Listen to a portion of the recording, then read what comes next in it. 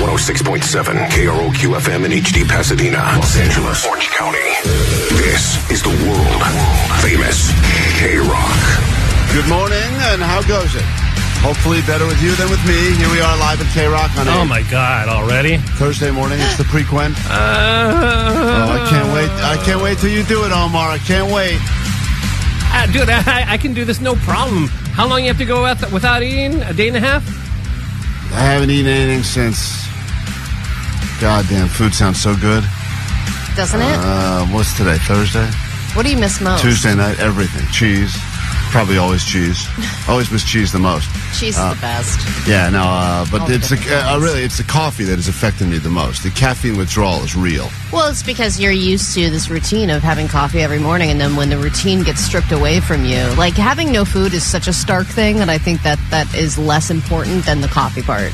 So anyway, we're here today. I've been prepping for a few days now. My whole life I've been prepping for this. I hear you. That's right, Jake. Jake said he was having sympathy poops last night. What? What's wrong with you, dude? I care about you. Thank you, Jake. Hey, you know what? We're here today doing a live show. It's going to be worth your while. Marcus Mumford at 7 a.m. with a big announcement.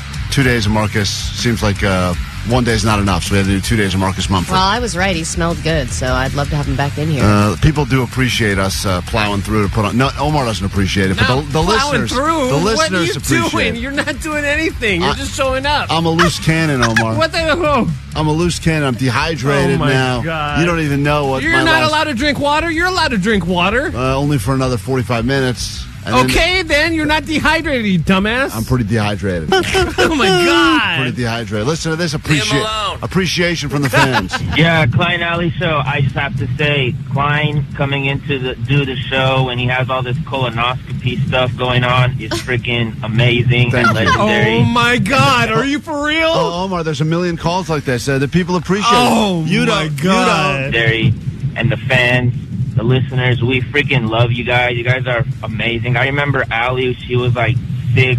She had all this stuff going on, and she was still like coming, giving us a show. You guys are the best. So, as a fan, as a listener, I just want to say you guys are the freaking best. We love you, and we see, like, you guys are like the freaking Kobe Bryant and Michael Jordan equivalent in the radio. Holy You hear that, Omar? Give us holy moly! every single time. Let It's him amazing. finish. Always deliver. You guys are the I love you. All right, have a great day. What a beautiful, Literally, you're the ass. I know. What a beautiful message. It's good to know that the bar is set so incredibly low that us simply showing up to do our These have to jobs be sarcastic is messages. Kobe There's and no Jordan way. level. You think this is sarcastic, Omar? Hi, love the show. Klein, you're so brave coming What? into work. Come on! What? You're so brave. Hey, just sitting here being a hero. You Oh are my actually God. doing better than I thought you were going to be doing. I'm not doing great, but I can't talk about it because Omar will call me a giant pussy. So I'm just going to sit here. We're going to Great. do a great show today. We're I streaming want to live see you on the YouTube. scale for sure. I'll get on the scale later. Don't you worry. Set a whole new world record probably. Let's get ready. We got lots going on today. I'll tell you all about it after this one from Justice, Tame Impala. Thursday morning KROQ. If you need us, phones and text line open now. 800-520-1067.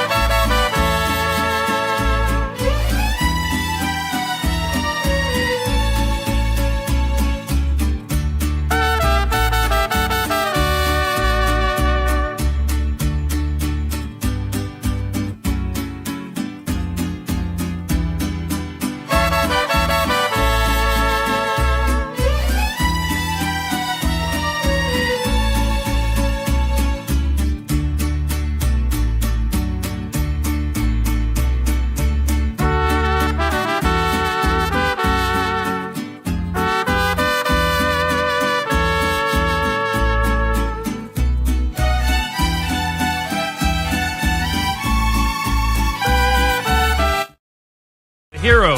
That's right. Thank you for Kobe. saying it. Kobe. It's a modern day Kobe Jordan sitting here doing a show. You're listening to the Kobe Jordan show every morning right here on KROQ. Mark, you're on the air. Hi, what's up? Yeah, no, I just wanted to wish you good luck, but I think you're being a little bit of a PAB. All right, listen, we don't need any sort of insults here. It's No. I'm just trying to be supportive. Long-time listener, way back to the poor. By the way, you can say it, Mark. days. You could say PAB. So go ahead and say it. Can I say? I can Yeah. say pussy-ass bitch on the radio? There you go. Why have we not But been hey, saying that no. more? Yeah. We've been saying that this whole time? I thought he meant a compliment. I I thought thought that was a sandwich. I thought it sounded delicious. A PAB, I'll have that. All right, shut up, Mark. Thank you.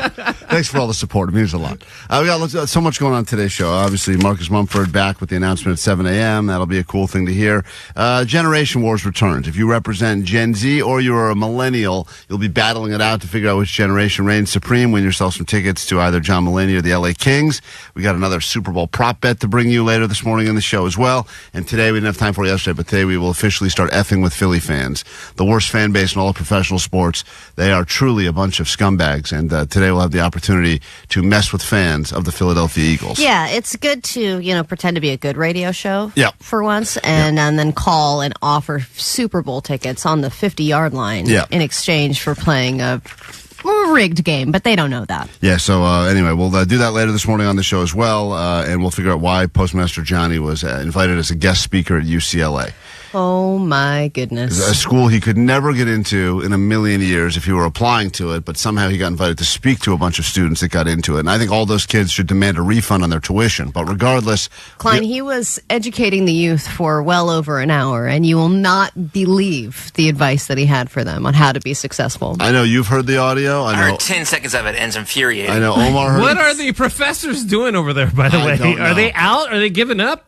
I think that what happened was there's this class where they're teaching about different media forms and how you can make money and they're in at those the mediums. lowest level now, and right? I think every week or something they must have guest speakers. And I think, over the winter break or something, like a lot of people canceled and now they've gotten to Johnny.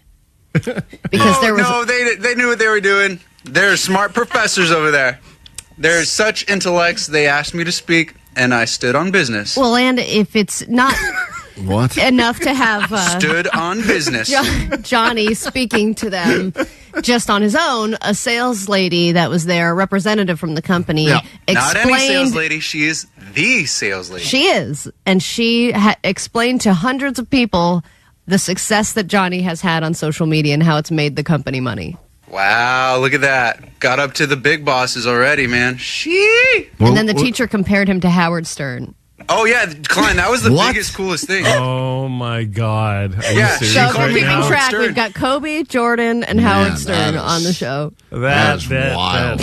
Yeah, and I told her, I was like, bro, Klein's like a big fan. Just as Jennifer said, attention span is really, really, really short, especially nowadays. I can't. This is part of his speech to the class. I can't even get into it now. It's going to drive me insane. Oh, you'll love it. You'll love it. All right. Well, we'll get to that later in the show. If you want to get really angry at Postmaster Johnny, today's a good day for you. What I loved is that, if somebody asked a question, he'd be like, thank you for that wonderful intellect question. Like he was trying to put professional Johnny on, but it didn't really work, but it kind of did weirdly. We'll get to all that. As always, the first thing we do is give you $100 of Allie's money. If you want it, call now. 800-520-1067. It's Thrifty Thursday. You can take the money directly from El Cheapo right now with 5 questions about the news. Do better than Allie, and she'll pay the people. We'll do that next. If you want it, call us. That's next. I think everybody here knows what it means to join the Mile High Club, right? Oh, my God. It's the KROQ Mile High Club. Get lucky and see your favorite KROQ bands in places all over the world. Destination 3. Pack your shillelaghs, kiss the Blarney Stone, and river dance your way to the pub when you follow the end of the rainbow to a pint of tickets to see the Lumineers in Dublin.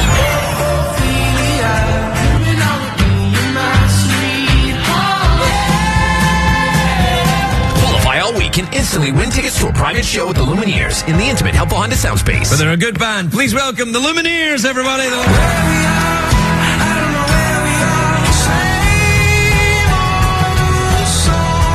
Get on the standby boarding list to see him again in Dublin. Courtesy of Dual Tone.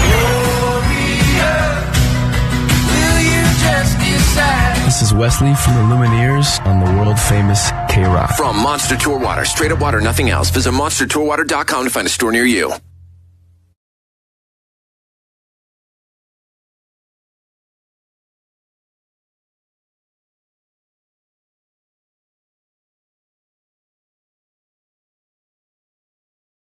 How would you like to live forever?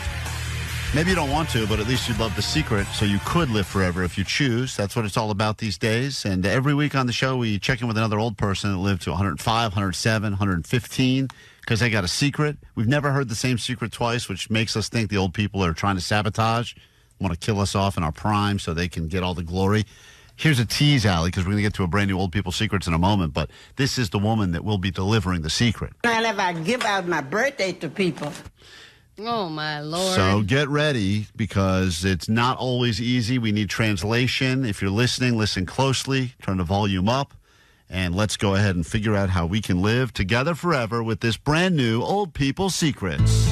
From chicken brain to drinking rain, not getting laid, they call me the barmaid. They call me the barmaid. That's right. Let's live forever with sweet dibbit. Time for some old people secrets. Johnny Cash, thanks for the song. Get to it. Let's meet the woman, then we'll go ahead and guess the secret. You're more than welcome to play along. Most of us look forward to retirement, spending our golden years traveling or just hanging with the grandkids. But one Memphis great-grandmother is getting ready to celebrate her 100th birthday and still taking appointments. Oh, no. That's Is that her her hips. body? That's her hips, yeah. It's moving around. Oil her up, man. That's her crossing her legs. We got to oil her down. She, listen, she's 100. She's frozen in a garden. I work because this is what I've enjoyed doing all my life. Now, this is one of those sad stories. It's supposed to be surgery. That's right. I'm still doing it. It's supposed to be inspirational, but it really seems sad. She's 100, she's about to turn 100, and she's still working every day. From a little girl, I always loved messing with my sister's hair. They had beautiful hair. Oh, my God. And I always enjoyed doing this. She's a hairstylist, and she's 100. Oh, and would you let anyone who was at that age, no, shaky, etc., handle scissors by your eyes, ears, head, etc.? No, and I've even done my own hair and done a horrible job, and I would still rather give myself another haircut than let this woman do it. And we've seen Allie's haircut she gave herself. It was the most regrettable mullet in the history of hair. I wish I could say a 100-year-old did it, but it was me. You should change the story. Just and that way everyone would make fun of you, and then you go, you know what? I supported this woman. Callie Terrell loves making women look and feel good. Hey, look, we with can all the same hairstyle. That's what I think when someone's like a really old hairstylist, they have like 5 things that they can do, and they just never change. You're getting a gray afro. You're getting a gray afro. And my grandma had the biggest gray afro, and every time she would go and say, I got my hair done again, I'm like, Grandma, it's a gray afro. Yeah, exactly. It's just a big puffy gray thing. It's the Golden Girls haircut. Right. It feels good. Oh, when I do it again, maybe pay more. So this is going to be tough to figure out the secret because, as always, the old people are kind of hard to figure out, but I think that's part of the magic of the old people's secret is that you feel like you're deciphering a code. Yeah, I know. It's so like here the we Da Vinci Code for old people. Here's just a little bit more about her, and then we'll lock in on what we believe her secret is. Mrs. Terrell now only works to keep busy and to satisfy a few longtime customers like her daughter, Inez. She's 99 years old and anxiously awaiting her 100th birthday in November. That's so tough for her daughter. To say I don't want to get my hair cut anymore with you, Mom. I know. It's just like, my mom's been cutting my hair for 60 years or whatever. She probably goes to another place right after to get it fixed. Right. And if I give out my birthday to people, you have to pay for it. 100. How about that? I don't know what that was. I think it's a joke, but that's another thing that I love when they do these interviews. If they try and make them sound funny, because it makes them sound like they're sharp. That's how and she cool. charges for a haircut. Oh, is that what she was trying to say? I thought she was whoring herself out. Well, I didn't understand. Yeah, what was she saying? You got to pay for it. Pay for 100. 100. So everything's 100 now? How about that? Her zeal for life is amazing. By the way, imagine 45 minutes of that while you're getting your haircut. Jesus. I have to give him a Her zeal for life is Can you cut my ears off while you're at it? amazing, and so is her work ethic. She rents space in a salon now, but once had her own thriving business. Now, this is the saddest part of the story, I want to warn you. There is no salon. She hasn't left her room in 6 years. This whole thing is a figment of her imagination. Wow, it's an M. Night Shyamalan movie. Everyone's playing along. Hi, come on in. That'll be $39.50. It's really a sad, Here you go. Sad story, yeah. And they hand her a couple buttons, and she goes, "Thank you for my tip." Oh. She's outlived almost all of her customers. Oh. God. This is sad. Because she got shaky with the scissors. Yeah, they all died of stabbing wounds in their necks. People my age that I used to buddy with, I don't have a single one. I was in a bridge club. I'm the only one in the club that's living. So you got to start looking at her. So how do you play bridge? You're just one person. it's a just bridge her. To the afterlife. That's the Rainbow Bridge. That's right. All right, so here we go. It's time for the secret now. We've learned a little bit about her, Allie. Here's what they say. All right. Work is part of her secret to longevity. Just part of it, though. What is the rest of the secret? Okay, you want to live forever? You got to think like the elderly. They know the secret. What is it? I think she wants good conversation. I bet she chats it up with all of her clients, or used to, and that's what makes her feel young and cool and happy. All right. Good conversation. Mm-hmm. Omar, what's her secret? Working, staying busy, but also, just listen to her positivity. You have to have a positive outlook on life. Yeah, the old people love saying that. Oh, Jake the Nerd, what's her secret? Hey, I gotta stay young at heart. Okay, thank you, Jake. He waits all week to do his old person impression. It's good impressions. I think he said the same. Pull the clips of him doing just his old people. Oh my God! Thing. It's always back-to-back secret. It's always the same. Good family. He puts no thought into his actual guess. He just puts his thought into the impression. I think sometimes he just grumbles. Yeah. And we're like, okay. This is what she said. I'm not used to just being up in the house. See, I work so long. I've just been around people.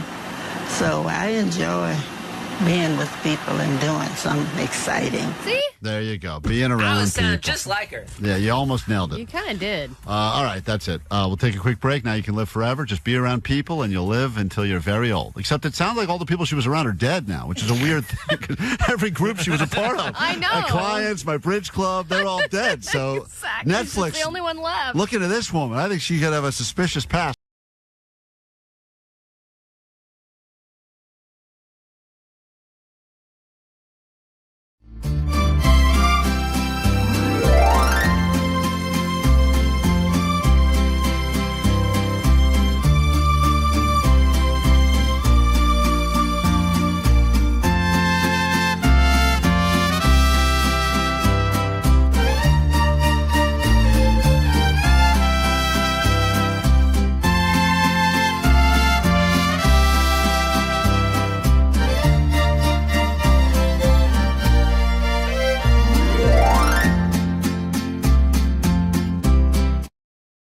Around this time, give you a shot at $100 of Allie's money. It's even sweeter when you win that money on a Thursday, Thrifty Thursday. El Cheapo hates paying the people.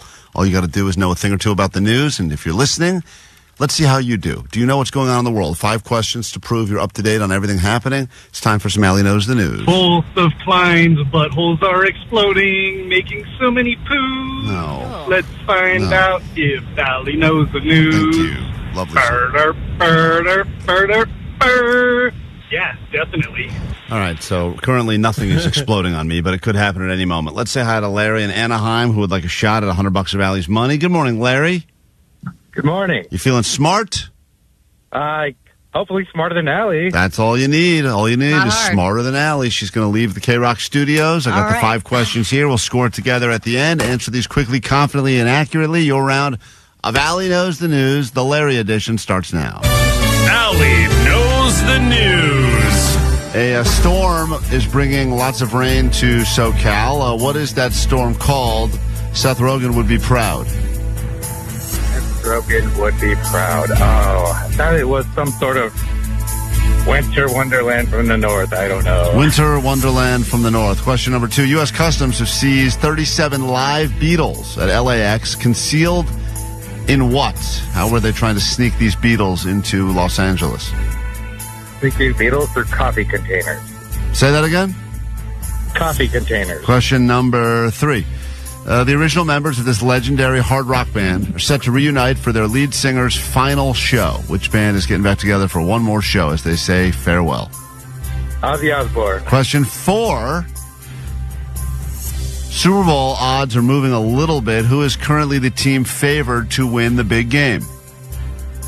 The Chiefs. And finally, question number 5. Drake has changed the lyrics in one of his songs to take a shot at this Los Angeles Laker. Which Laker is Drake coming after in lyrics? Ooh, Laker. I would have to say our new center, Mark Williams. All right, let's bring Allie in. We'll score together at the end. Let's see. Larry, you feeling confident? Little bit. We'll see. Great. Love it when people call in with confidence and leave with very little. Allie is, oh, you're such a bitch. She brought in a plate of bacon. I can't eat. Oh my God, it smells so good. Switch up my breakfast routine. Oh, that smells so good. She just came in with a platter of bacon. Come in, Jake, get a piece. How many pieces of bacon is that? This is 8 pieces of bacon. Oh my God, it looks Vanessa, so come good. in, get some bacon. No, Johnny. I'm pescatarian. I smell. Jake, come in here. Come on, eat it. So messed up, you guys. Oh my God, that looks. I smell. It's okay, Klein. I got you a water. I can't even have that. Why? It's flavored. It's got bubbles in it. I can't have bubbles. Oh, it's wild cherry. Jake came in to get some bacon. Here you go, Jake. All right. Oh, Jake's wearing. All right, guys, we're in the middle of a round of Allie Knows the News right now. That does look like raw bacon, but it still smells great. Oh, Yes, it's already cooked. Johnny's coming in for bacon too. Mine. All right, there we go. A lot of people eating bacon in front of me. You guys are all dicks. Yummy. Sorry, Larry. You got to put up with this. No, thanks, Johnny. I can't You eat. want some? I got to have a procedure later. All right, we go to question number 1. Allie's going to answer this with a mouthful of bacon. God damn, that smells great. Question 1. A storm system is bringing rain to Southern California. What is it called? Seth Rogen would be proud.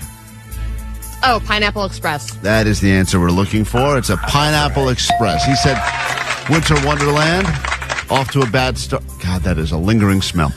Man, I am hungry. Question number 2. Allie's up 1-0. U.S. Customs seized 37 live beetles at LAX. Concealed in what? They were concealed as snack foods. Oh, it sounds so good. Beetles and snack containers. He said coffee cans. I was actually looking more specifically for potato chips and snack foods. Allie got that right. She's up 2-0. We go to question number 3. Not a good start for you at all, Larry. Question 3. The original members of this legendary hard rock band are set to reunite for their lead singer's final show ever. Oh, Black Sabbath. Yes, Ozzy Osbourne. that is correct. He got that. He's on the board. 3-1 with 2 questions left. He could tie it still. We go to question number 4. Odds are shifting a little bit in this year's big game. Who is currently favored to win the Super Bowl as of right now? I'm going to say the Eagles. That is incorrect. Eagles are 1-point underdogs. He got it right by saying the Chiefs favored by a point. And we go to this final question now. Here we go. Drake is changing the lyrics in one of his songs to take a shot at a Los Angeles Laker. Yeah, LeBron. That is the answer, LeBron James. Why is he doing this to himself? I'm not really sure. Well, Larry, you put in a decent effort. Unfortunately, Allie smoked your ass. What must you shamefully admit over the airways of KROQ? My name is Larry from Anaheim, and Allie knows the news. You have the time.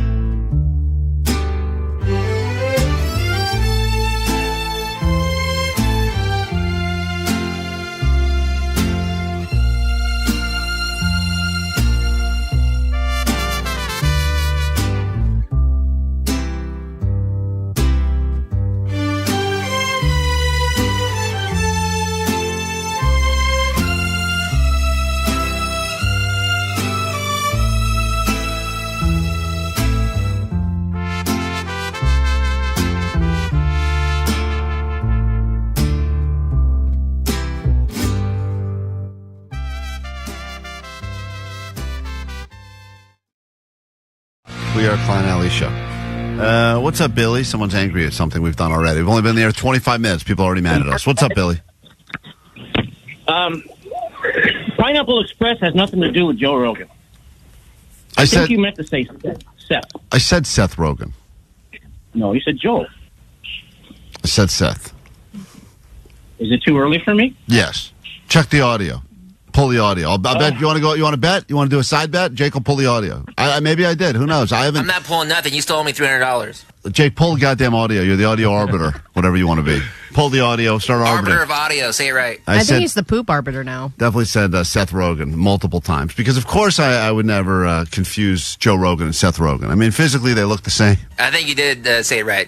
Yeah. Thank you, Jake. And Jake never gets my back for anything. Yeah, it's true. I think I did hear you. I mean, you said Seth Rogen to me because that's what made me get the answer. Yeah, the Pineapple Express, that's the storm that's drenching, apparently, part of Southern California right now. But also a classic Seth Rogen movie. Hey, Allie, you remember the In-N-Out Insider that's called us now a few times to give us the secrets?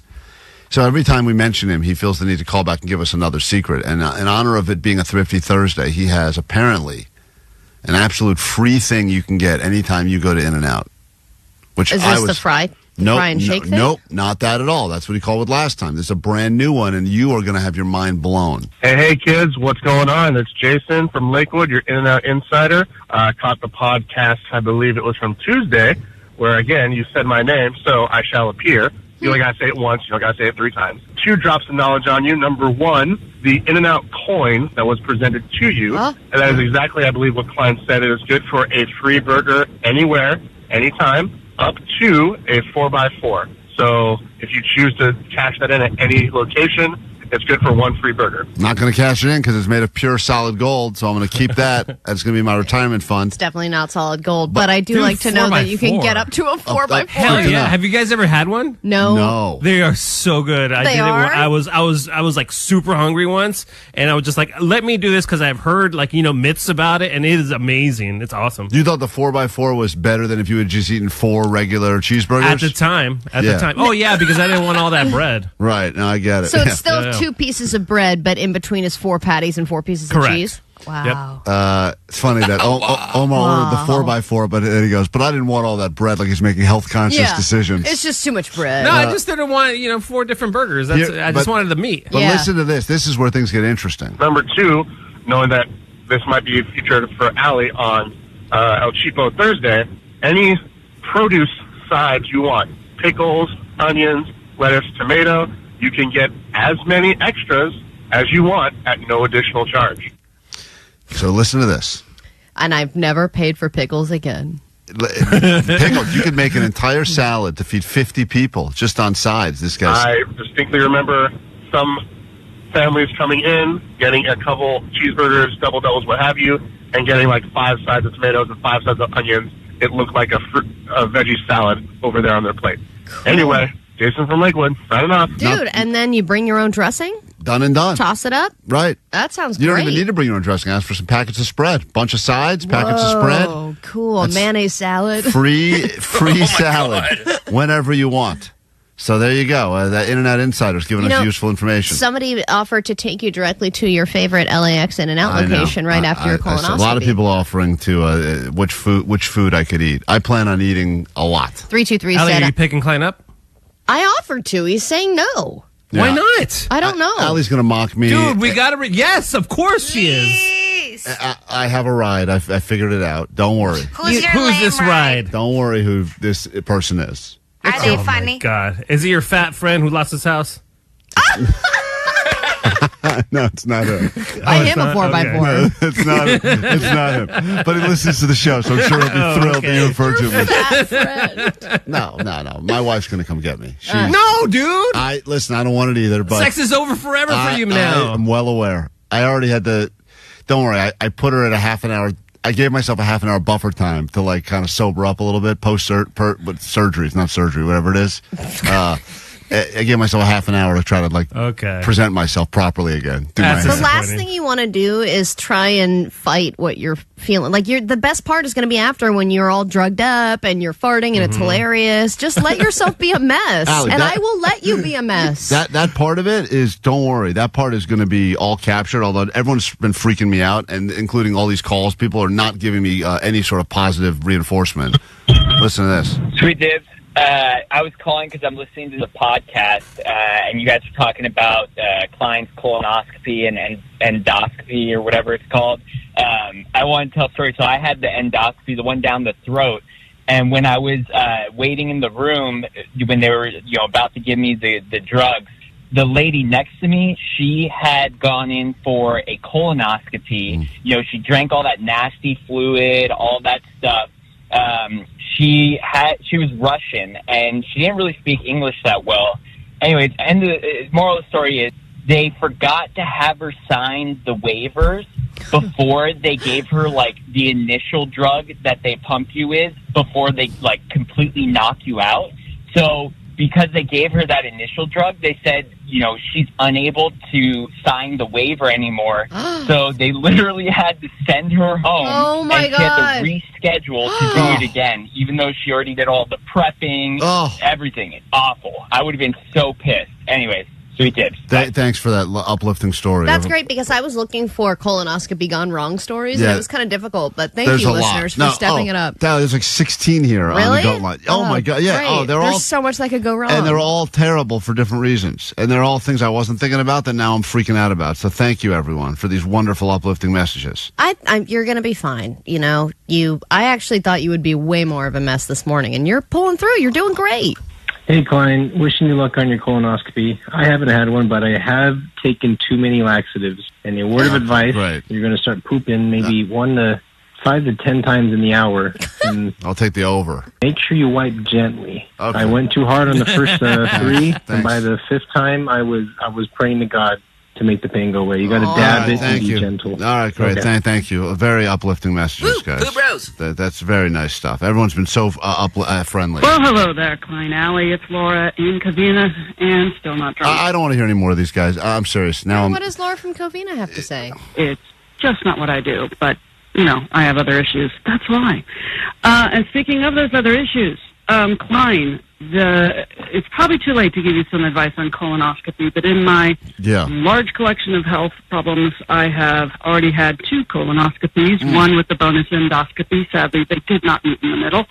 And I have gathered some experience advice to add on to, it was Jake in the Shover Time explaining what he did. Okay, so number 1, you get yourself some Bordeaux's butt paste, which Allie... I don't have any of this stuff, guys. Thank you. I'm not doing any of this stuff. All right, thank you. It's too much. I didn't know they made butt paste. Great. Butt paste. All right, well, anyway, thank Jake's you. special recipe. So much concern out there. Yeah, Greatly I'll make some appreciate homemade butt paste for you. Guys, Marcus Mumford, the plan is a big announcement in 20 minutes right here on KROQ. Don't miss it. We've got a big show planned all morning long, so stick around.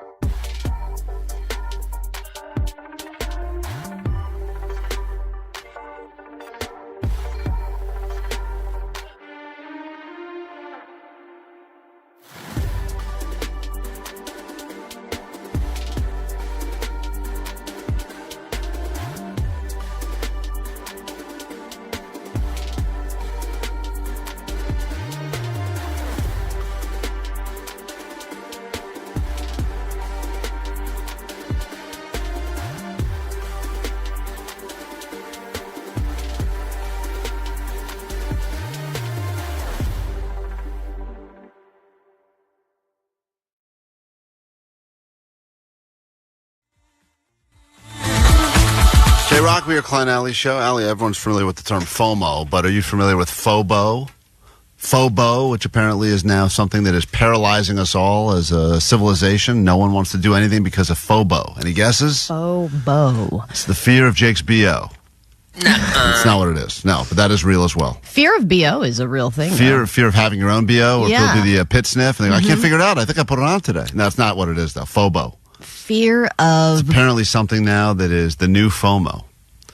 Fear of a better option. And people, as a result, are not making decisions because they think there will be a better option available. So no one wants to lock in on, even if it's something as simple as like, what do you want to order for dinner? Or should I go out with this person? They go, I feel like there could be something better. So they always get it's the fear that a better option would present itself if I don't accept this current option. That's so funny you say that, because I am having a little Super Bowl thing at my house and everyone is kind of half committed.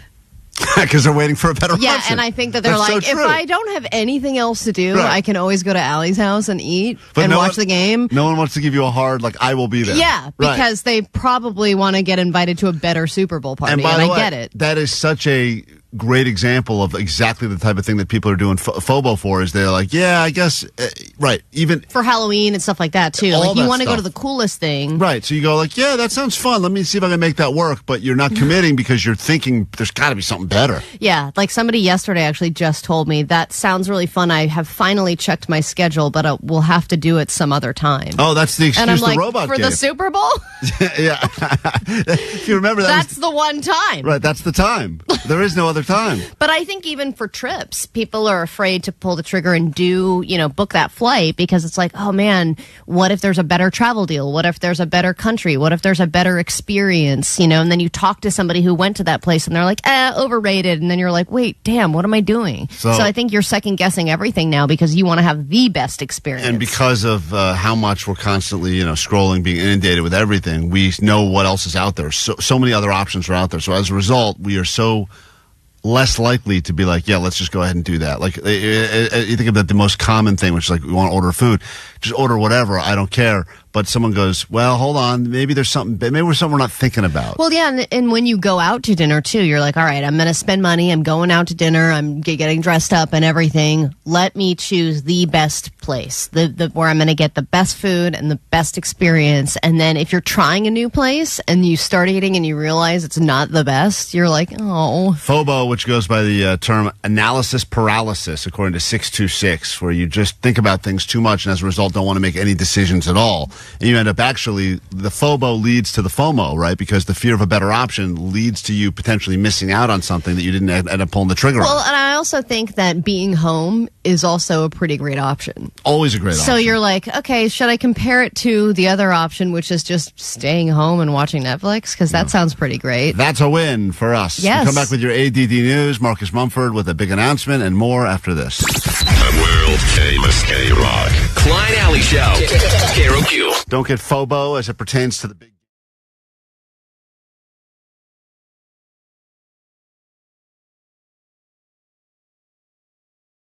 We are Klein Alley Show, but enough about us. In our studio right now, the great Marcus Mumford of Mumford & Sons is here. Hello. I would say that of all the K-Rock artists, you would be on the Mount Rushmore of K-Rock artists. That's very sweet. I've just walked past the kitchen where we played. I remember. You guys played a very memorable set right there in that kitchen. Of all the venues you played, that's got to be one of the most memorables. And then you guys very politely put our picture on the wall before I got here. Yep, which is very sweet of you as well. Oh, they're already taking it down. They just put the offspring back up. There you go. Yeah, Kurt Cobain's coming in soon. That's why that picture's up. We just keep waiting. We say if we hang his picture, he'll come in eventually he'll come back. I know you have an announcement, but the announcement is not really an announcement. It's an announcement about an announcement. I'm here to talk about absolutely nothing. That's why I'm here, yeah. Well, they were very strict with us about how we have to tease an announcement that's not happening now. It's happening later, but we can't talk about it, but we should talk about it. I'm just living in fear that I mess it all up or say what I think Vanessa referred to as a bad word.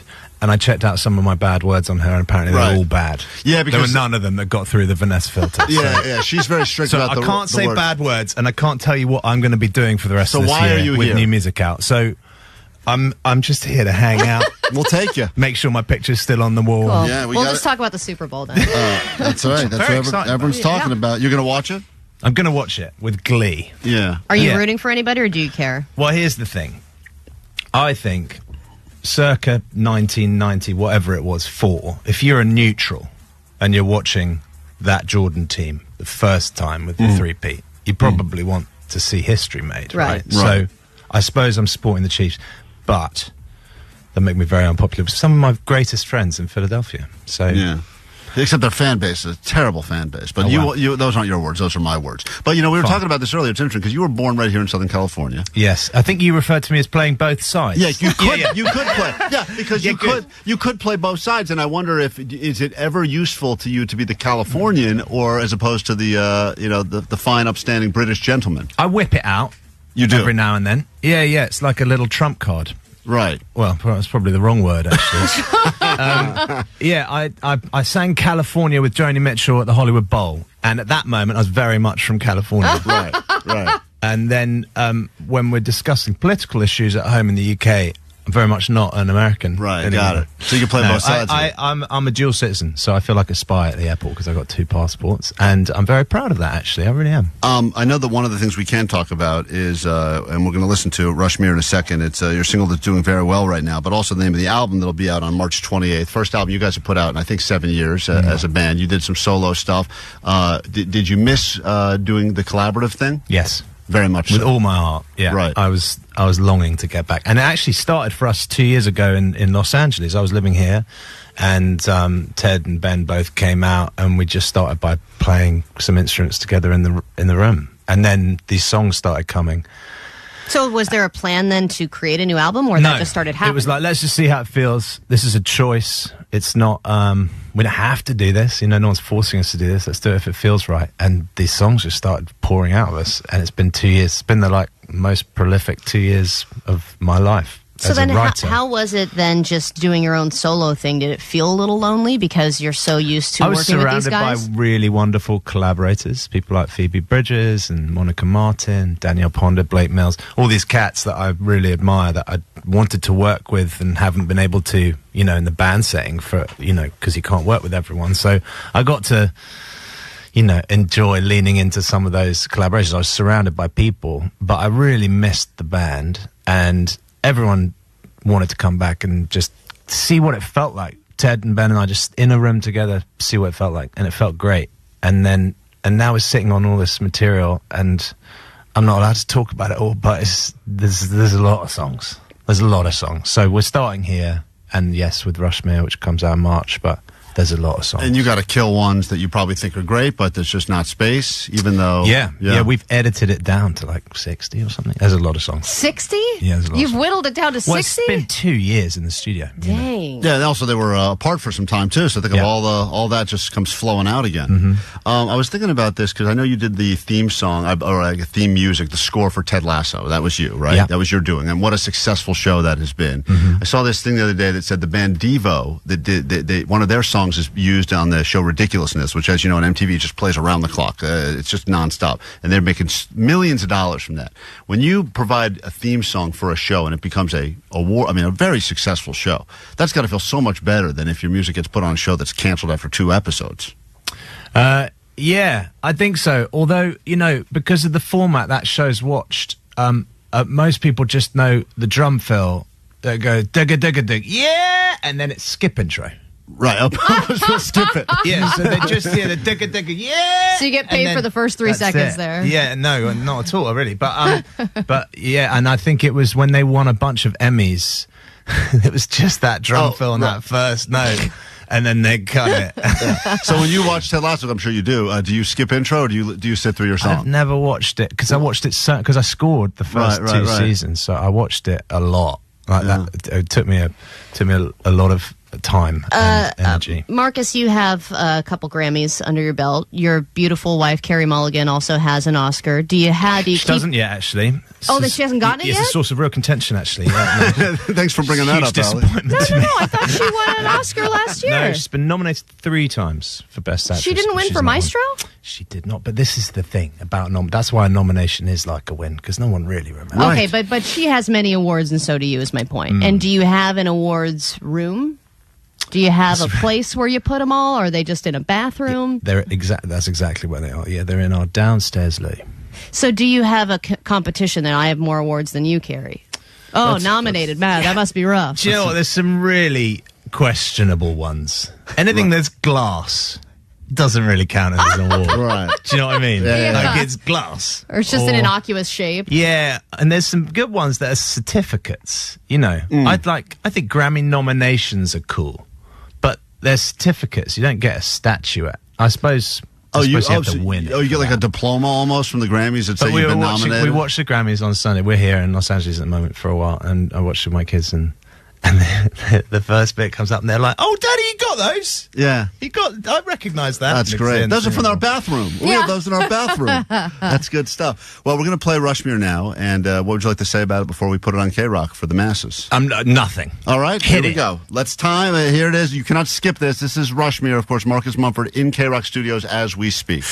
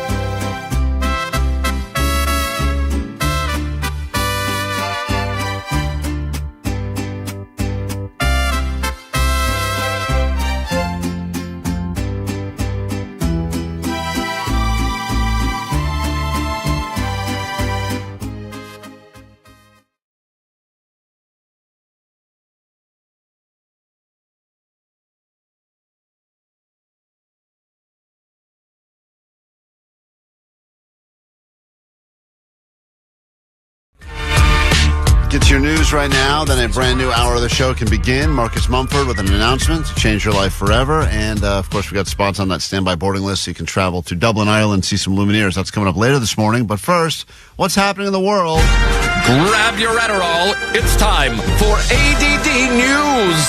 So I know there's a lot of concern lately about flights being safe, and there was just another incident where a Japan airplane clipped the tail of a parked Delta airplane on the runway.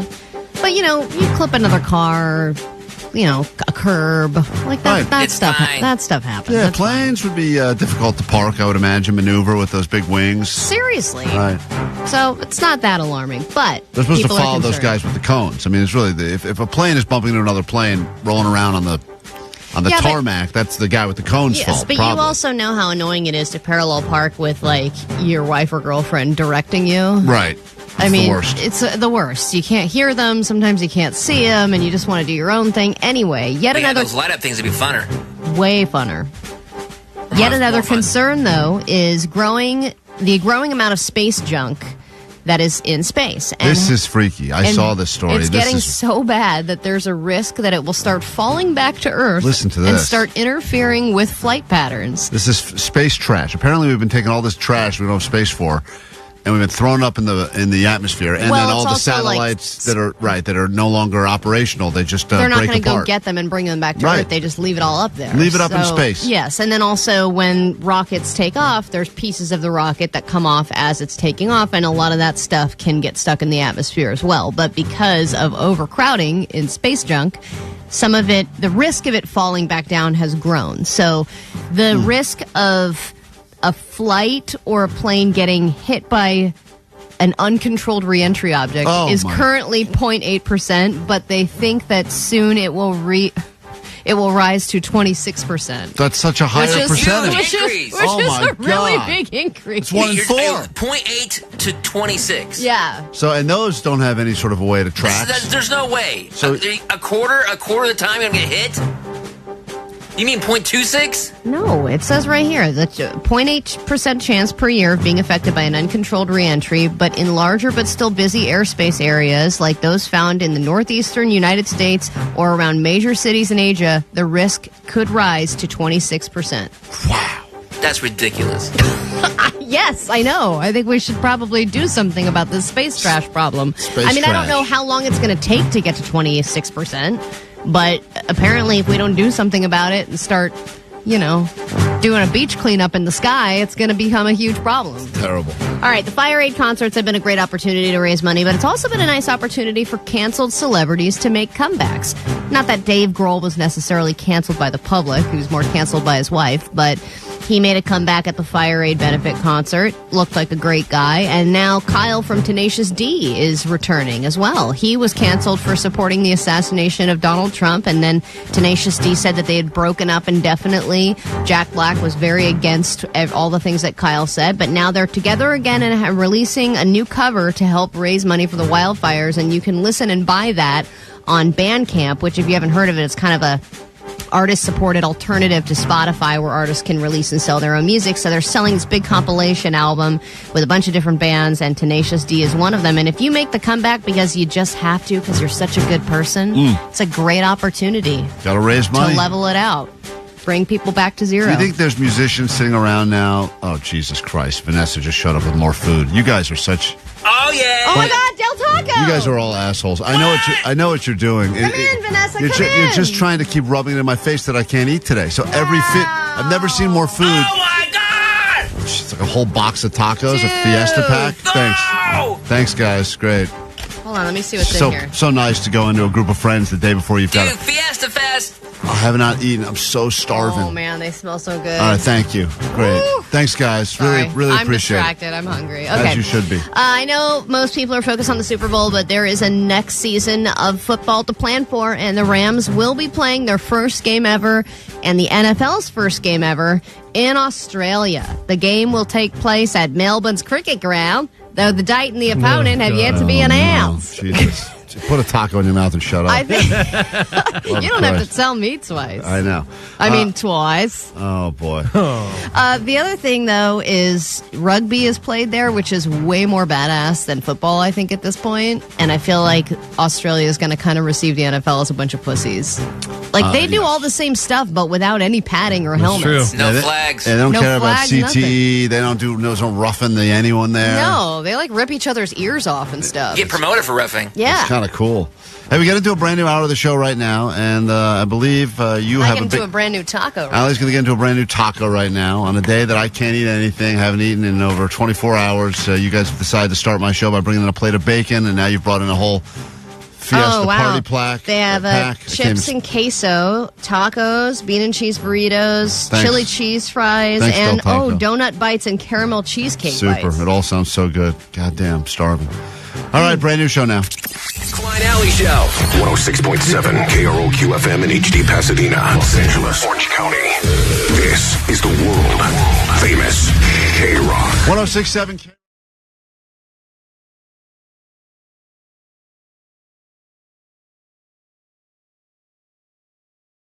106.7 KROQ Klein Alley Show. We only let very important, very successful people in our studios, minus ourselves. And Marcus Mumford is here for an announcement that will change your life forever.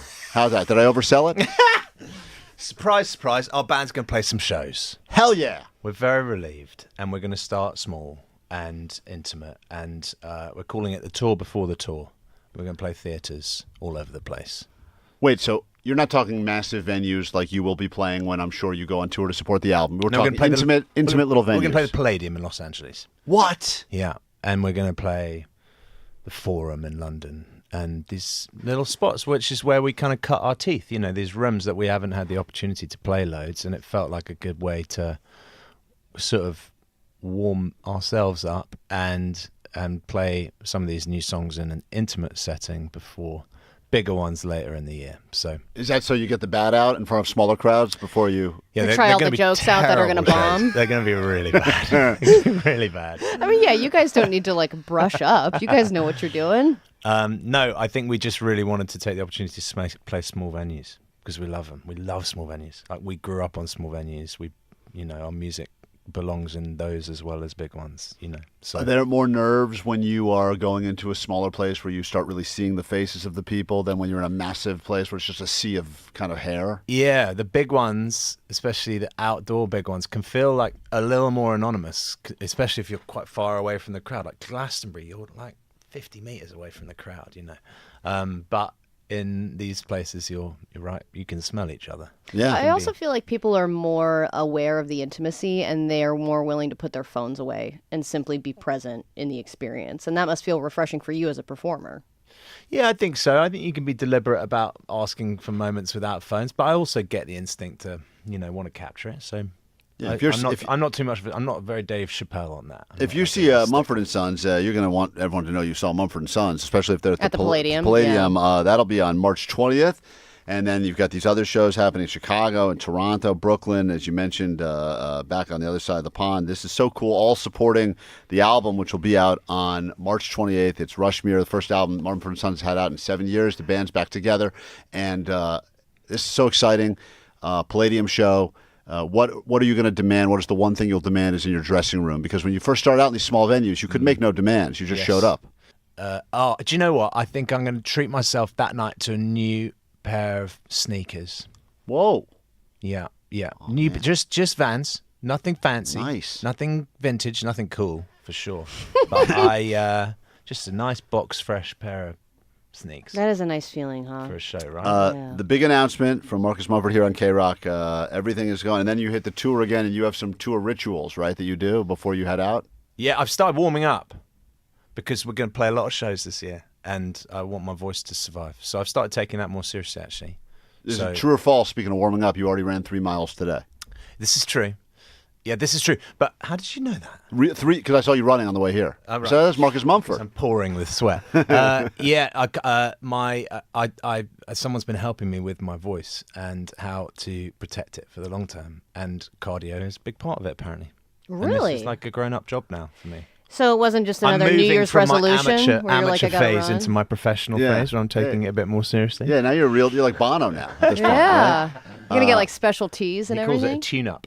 Well, anyway, listen, love having you at KROQ. You're like family here. Support, obviously, don't need to tell you this. I'm sure this Palladium show will sell out instantly. If people are already asking tickets, how do I get them? How can I get in? All the details, I'm sure, will be up on the socials, KROQ and Mumford & Sons as well. That's absolutely right. Very cool. Much. Thanks for stopping by. Always good to see you. You too. Thank you. Take care. Bye.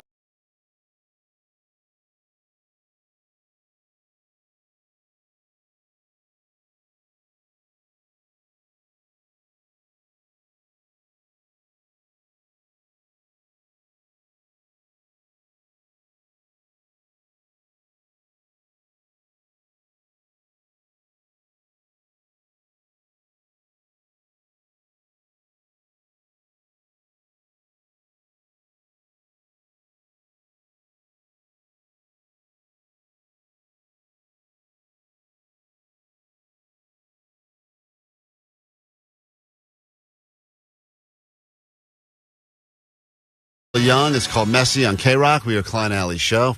Boy, a bunch of free tacos show up to the station. Everyone just rushes out of the studio. Allie's not even in here. It's unbelievable. I don't know if that's because she's a lesbian or she's hungry, but she...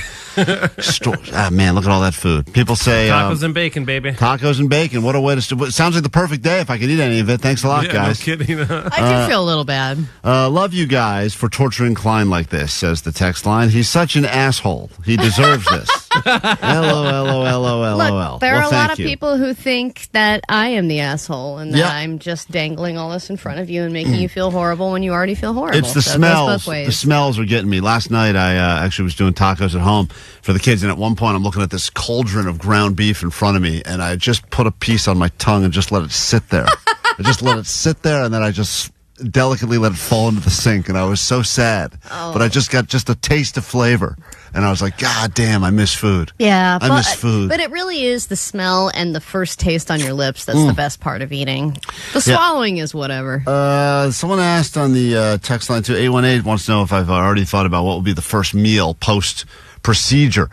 God, it's such a great question because there's so many. It's not like I'm going to go with my favorite, obvious pizza. Like I feel like when I get on the scale later today, we're going to realize exactly how much weight I lost. Oh, shit, pizza. Yesterday. That's a great idea. We don't need to get any pizza here, guys. Hey, the doctors didn't give you any kind of hey, you can't go too heavy. You gotta start ease into it. I think they're going to tell me today, probably, and I'm going to They're going to be like, just have a nice plate of rice. Yeah, and that's not happening. Like, sorry. It's just, I'm ravenous right now. I can see myself literally biting the doctor's hand while he's explaining to me what I can and cannot eat. I can save the paper from these tacos if you want to eat them. Well, it's not taking long before all the riffraff in the building has come scurrying like moths to a light. Everybody's eating it. Yeah, chili cheese fries. Everyone's grabbing the tacos. Everyone's Thanks, happy. Del Taco, for joining in on We're my calling mission. all the homies in the building to come down right now, too. Everybody's really excited. Watching other people eat when you can't eat is... And there's a window to the kitchen, so you can see everybody eating it with smiling faces. I should post my view right now because everyone is gathered around this giant trough of food, and everyone's just gathered around, smiling and eating, looking over here.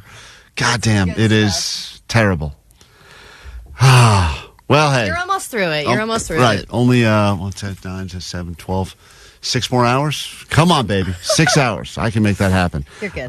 Coming up in a second on the show, I can't believe it, Allie, but we will F with some Philly fans. The worst fan base in all of football, perhaps. People are mad at you Philly for doing steak this, sandwich too. sounds good, too. Oh, yeah. We should get one of those. Oh, let's get some cheesesteaks. That sounds great. God damn. This is Jake's favorite day. It's the best day ever. Totally. Even the text line is now getting on the fun, and they're saying, Klein, seriously, though, what is your favorite food to eat at a Super Bowl? And then it's like, I don't want to talk about it now. This is like a reverse colonoscopy for me. I don't want to talk about all the food that I love that I wish I was eating, because when you're starving, and you don't want to talk about it and see it and watch everyone else enjoy it. And did you see what's going to be at Taylor Swift's suite for the Super Bowl? They just released the menu. I'm going to guess chicken tenders because she loves those, right? It's got to be chicken tenders. No, it's like all Cajun Creole, like really good. She went. That's a messy. Because it's like New Orleans, but it's like New Orleans stuff, you know? Like po' boys and seafood towers, sandwich platters, tomahawk steaks. Damn. They have a. Do we have anything on the show planned today that is not food related, guys? I'm serious. Did the whole cheeseburger, fries, chocolate shake? Thank you, Taylor Swift. Alligator sausage on French bread, seafood nachos, lobster carange sandwiches with panko coated butterfield lobster tail drizzled with lemon pepper sauce. And a 9-hour smoked short rib, jambalaya, and Cajun beef brisket sandwiches. What'd you call that? Huh? What'd you call that? Jambalaya. 9 hours? 9 hour smoked short rib, yeah. Man. But they've also got the hot dogs. I'm going to eat it all. Yummy, yummy, yummy. Shut up, Klein. You can't. I feel like Taylor Swift, we should get this somehow to her that you should be invited in the suite so that you can enjoy all these foods after your colonoscopy. Part of the reason this got scheduled today is because the guy was talking about doing it, not even joking, the Monday after the Super Bowl. Oh, my God. Yeah, which would have meant not eating at all during my favorite eating day of the year. Who the F would do that? I know. And I also was thinking to myself, what kind of shape is this guy going to be in the Monday after the Super Bowl? I'm not in great shape the Monday after the Super Bowl, but clearly that was a wide open day because no one wants to no one wants to do the Monday after the Super Bowl. So I go, no, I'm going to pass on that. He's like, you want another beer? No, I have this disgusting fluid that I have to drink so that I can crap all over the place while you all are here. 7-layer dip. I'll show you. Get over here. We got to take a break. We're going to come back in a second. When we get, now everyone's requesting their favorite food drops, Omar. That's a big burrito. People are requesting now on the text line. Yeah. We don't need all the best food drops. We have to take a break. When we get back, we got effing with Just look at the size of that burrito. Thank you. Thank you. Great. God, that sounds good. It all sounds great. I am being tortured so... You got dongs. That one doesn't bother me so much. Sure, eat it. We will take a super quick break. We're back with more show next. I think everybody here knows what it means to join the Mile High Club, right? Oh, my God. It's the KROQ Mile High Club. Get lucky and see your favorite KROQ bands in places all over the world. Destination 3. Pack your shillelaghs, kiss the Blarney Stone, and river dance your way to the pub. When you follow the end of the rainbow to a pint of tickets to see the Lumineers in Dublin.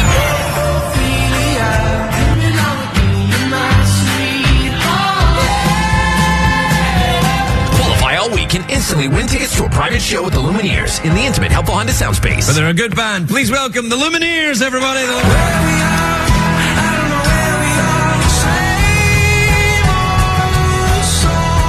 You'll get on the standby boarding list to see them again in Dublin, courtesy of Dual Tone.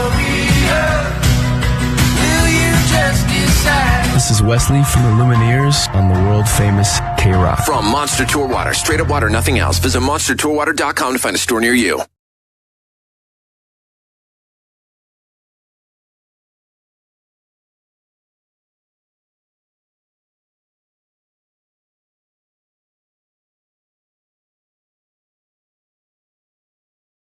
Time for a butt roundup. It's KROQ. Klein Alley Show. Stuff going on in the world, stuff going on in the news, stuff potentially happening to your own body involving your ass. And you don't know about it because the news buries butt stories. And that's where we come in, Allie, with something that we call butt stuff. It must be a special occasion. Oh, yeah. It's time for butt stuff. In this edition of Butt Stuff, been quite a few stories of people actually getting butt-related injuries. Now, I know last time we did a butt stuff, it was a lot of people doing these backdoor, pun intended, surgeries with non-licensed doctors that were doing butt injections, and then they were getting cement in there, and it was a whole problem. Now, it seems there's a couple of good butt-related stories that we should share with you, including the bulldog puppy that was born without a butt. What? But has made a miracle recovery after a life-saving surgery. Klein, who has an extra butt to donate? I don't have an extra butt. I have an extra hole. It's very different. Complex operation and built the dog a new bottom from scratch. 3-hour surgery. Lucky from scratch? What kind of scratch? Lucky then spent a week recovering and learning how to relieve herself, and now she is a fully functioning bulldog puppy born without a butt. I didn't even know that was possible in the world of dogs, but that is a medical miracle right there. So... I'm happy that this dog now has a butt.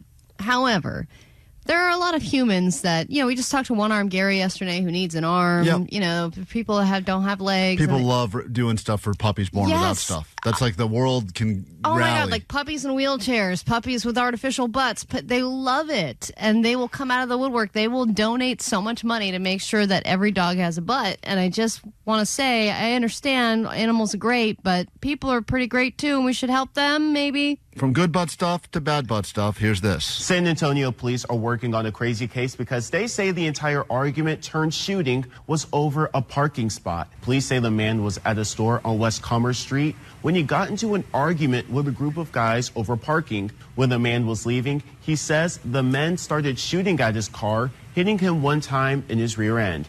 So that guy got shot in the butt, and that is not the only bad shot in the butt story, Allie, because listen to this. Just when you thought that was the only thing you had to worry about, here's another one. A Pensacola man is in jail this morning, suspected of shooting another man at a Waffle House. Now, the sheriff's office says Lucky shot at the ground near the victim. The bullet ricocheted, hitting the man in the buttocks. Deputies say they found a bag of marijuana, other drugs. So unlucky when they arrested him, he's being held without bond. So that's two shot in the butt stories what right there. What a strong floor that it ricocheted off the floor and into his butt. Right in the butt, outside of a Waffle House. And that sounded like a great night up until the shooting in the butt because they had a bag of drugs, they had Waffle House, they had everything you could have asked for, minus the shooting in the buttocks. But wouldn't you say that's probably the best place to get shot? I mean, it's all fat. Yeah, I would think and it's a cool story. But he meant the Waffle House. Oh, the Waffle House is definitely the best place to get shot because you can immediately, point to the menu. You don't have to order. You just point to the picture. You got food coming. Waffles. Chunked and smothered, I say. And then there's this story. If you are one of the fans of Ozempic or Wegovy, you don't just have to worry about all of the other Ozempic face stuff. Ozempic butt is apparently taking over. First we had Ozempic face, and now we have Ozempic butt. It's this idea that when people are taking Ozempic, also called semaglutide, and they lose weight, or, by the way, Wegovy, just so you know, Ozempic is actually FDA approved for diabetes, helps with weight loss as well. Wegovy is semaglutide approved for weight loss, but whatever people may be taking, Wegovy or Ozempic, they are losing someone's weight. on Ozempic. Yeah, this woman is definitely so obvious. Defending the Ozempic. They have a lot of benefits, and it helps with depression and diabetes, and it's FDA They are approved. losing weight and ending up with Ozempic butt. I did a video on Ozempic face. Now we have Ozempic butt. So what is it? It's this idea that you lose weight, you lose enough weight, perhaps you lose weight quickly enough that your skin starts to sag, and that's in your derriere, your bum, your bottom, your butt. So they're saying this How many more words is she going to come up with? There's a lot of words for butt, and she uses all of them. That your skin starts to sag, and that's in your derriere, your bum, your bottom, your butt, whatever you call it.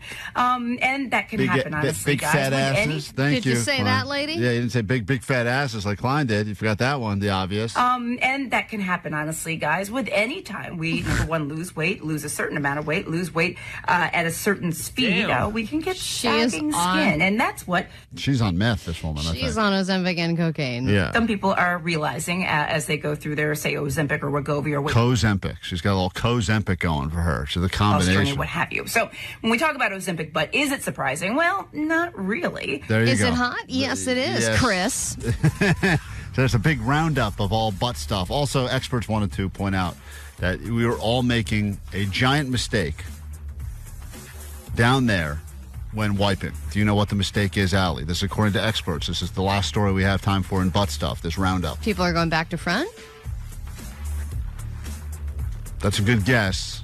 I think that only matters if you're a woman, I believe. I think guys can go... any which way they want. International waters down there. Our body, our choice, right? Whatever we want to do. Want to take a guess? I mean, another mistake. I think that we shouldn't even be using toilet paper at all. We should be using wipes because we get chapped asses. You're using the wrong word altogether. They're saying the concept of a wipe in general is all wrong. You got to just do the bidet. It should be a pat or a dab. Pat or dab. Wipe is. How are you supposed to get stuff? Listen, this is according to experts now. They say we are handling that area all wrong. And the whole notion of wiping is the problem. I'm sorry, but if you're just doing a light dab, you got a stank ass. I'm sorry, I'm an expert in this, and they're wrong. Yeah. Well, do you realize how gross Jake's butt would be if he dabbed? The butt experts reveal. The butt experts reveal. You are in there for an hour. I'll be in there for 2 hours. The butt experts reveal all day. that the wiping and wiping hard is causing all sorts of problems for people because we're not doing the proper pat/dab method. Oh. Dabbing all the live long day. So there you have it. That's been a very exciting, very graphic round of butt stuff. We take a super quick break. When we get back, oh yes, the bribery will commence. You go to Vegas, we got your tickets, trip, and you'll be at Sick New World with Metallica, Linkin Park, Queens of the Stone Age, AFI, Evanescence, 311, and others. And we'll do that after this. Klein, Alley, Show! Mornings on KROQ! 106.7 KROQ. Gabby from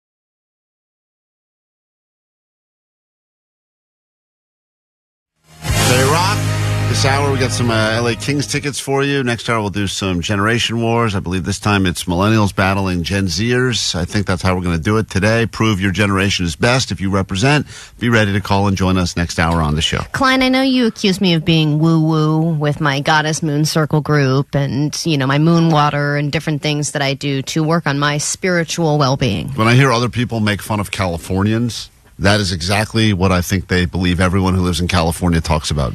Goddess moon circles, putting bottles of water out to radiate, catch the moonbeam so you can drink moon water. I mean, it's like, yeah. You tell me a better way to get free electrolytes.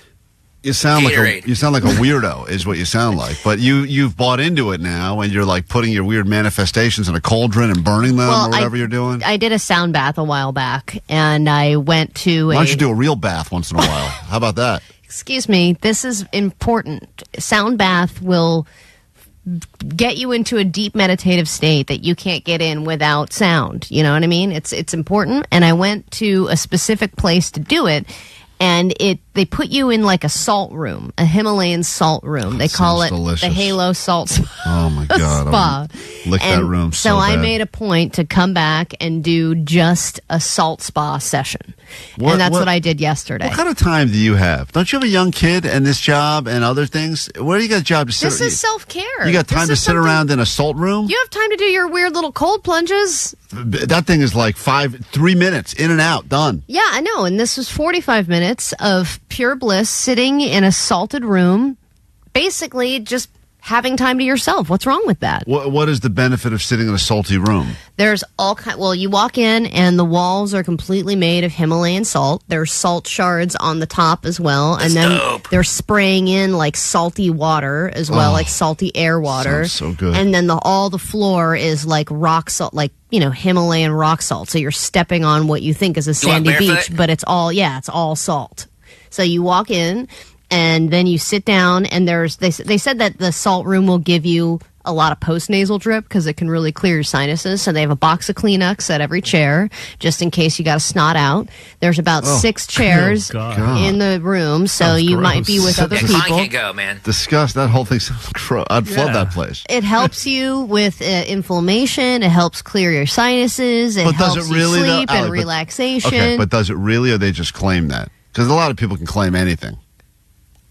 Do you feel any different? Neutralizes your hormones. Okay. Do you feel any different after being in the salt room?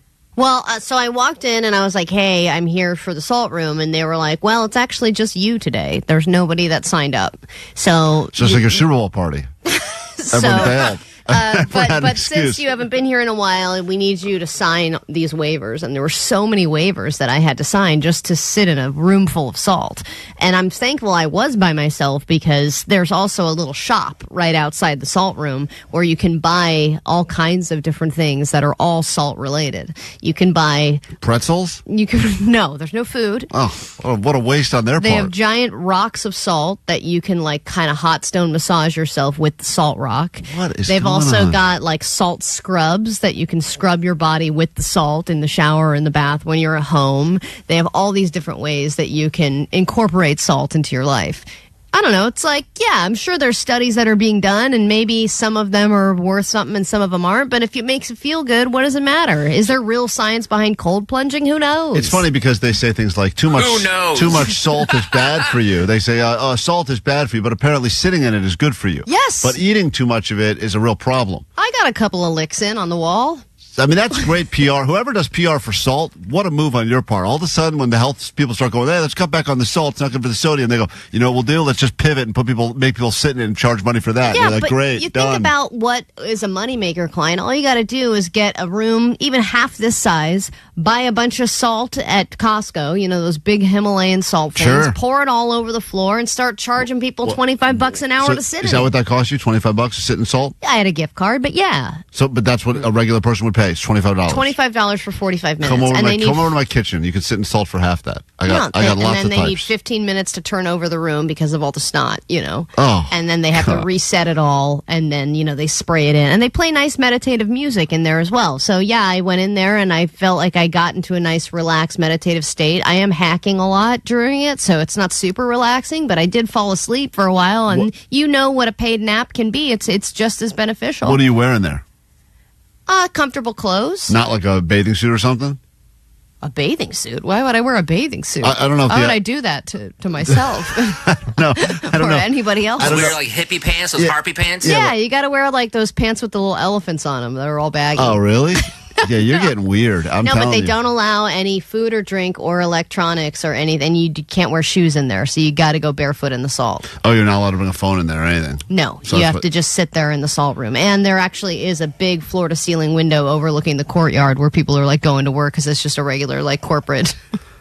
So they're probably walking by going, these suckers. They have to be, right? At some point, they got to be going, people are still paying to sit in this dumb salt room? They got to be. Every day, they got to be high-fiving going, man, I can't believe they're buying this Well, stuff. I bought a great salt rock. I'll share it with you if you want. Oh, you're such a sucker.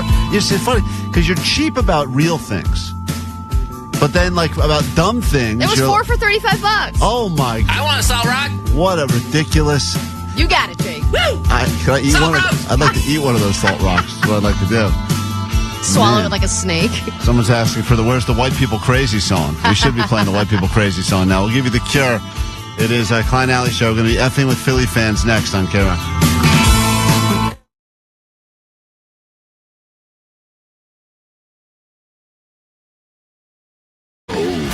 Gabby from Dion's genitals to yours. What's up? Hi, how are you guys? Great. Great. Well, mine is actually true, though. I actually am going through having a cyst on my labia. And, yeah. Allie, What was that? Allie, don't judge. I didn't make that noise. Stop Allie, it. Tisk. It's Yeah, the this is... size of a quarter right now. One labia is bigger than the other. You don't have to Allie. defend yourself to me. I'm not making those sounds. Wow. Hold on. I'm sorry. Yeah. Everyone quiet down. Explain it again. Allie, try to keep it together. Go explain this again. I have a cyst the size of a quarter on the left labia, and I've been squeezing it, trying to pop that. Allie. I will gladly show it to you, Allie. And I'm a personal shopper, so I have to walk all day for 8 hours, and my labia is rubbing against my other lady part. It's not me. I'm very sorry that you are telling us something very personal now. I'm not grossed out. This is hot. Yeah. Keep going. That's even grosser. You know what the All funny thing is that it feels gross, but it feels good. So Okay. it's like... All right. Allie. Gabby, I'm sorry. Gabby, thank you for your brave story. What a story, Allie. What was this an excuse for? This is just actually happening. I think she thinks that we're going to help her medically. So, Gabby, have you used this to get out of anything or just to get off? What is the thing? No. I actually asked my HR man. Thank God I'm close to my HR manager, and she knows what's going on. She was like, same. Yeah. Her name is Gabby, too, and, it's, Klein, that was real. Which one of these people you think we should let come clean about their fake medical ailment, their sick excuse to win some tickets to Sick New World? God, I mean, I would like this guy who created the hospital bed picture to even, admit to one person, because it seems like he's used that on a bunch of different people, you know? Gabby, I forgot yours. What was yours again? Mine was my labia cyst. I'll show you guys my labia if you like. Okay. All right. Oh, my God. Yes, my labia cyst. We're going to get back up. Just for the joy that Gabby brought us, I give him Gabby. I know. Just so she can sit in a car for a long period of time. Hey, Gabby, I is almost here on Sunday. And it's tough because if you're not a fan of either team, you have to think to yourself, which team do I hate the least? And I think a lot of people, as we've talked about for a while, are sick and tired of the Chiefs because we feel like the Chiefs get all the calls and the Chiefs have been dominating and they got the Taylor Swift effect. So it's very easy to root for anyone except the Chiefs. And then you've got the fans of the Philadelphia Eagles that are just truly a disgusting and terrible fan base of all football. I mean, they're well, they're the ones that usually are getting fired from their workplaces for harassing fans of the opposing teams and things like that, and burning property and damaging the city. Yeah, like that will happen regardless if they win or lose. There will be lots and lots of damage caused to the city of Philadelphia, win or lose. Probably more even if they win. So then you're torn. If you're just someone who's watching the game, usually you'd say, all right, well, I'll go with my bets, or I'll just root for the commercials or whatever it is. But at some point, you think, who do I really want to win this game? And people are excited about potentially witnessing the first team ever in the history of the NFL three-peat. And that would be cool to, I guess, be a part of, because that's something that will probably stand for a long time. Yeah. And you'll be able to say, I remember watching that game.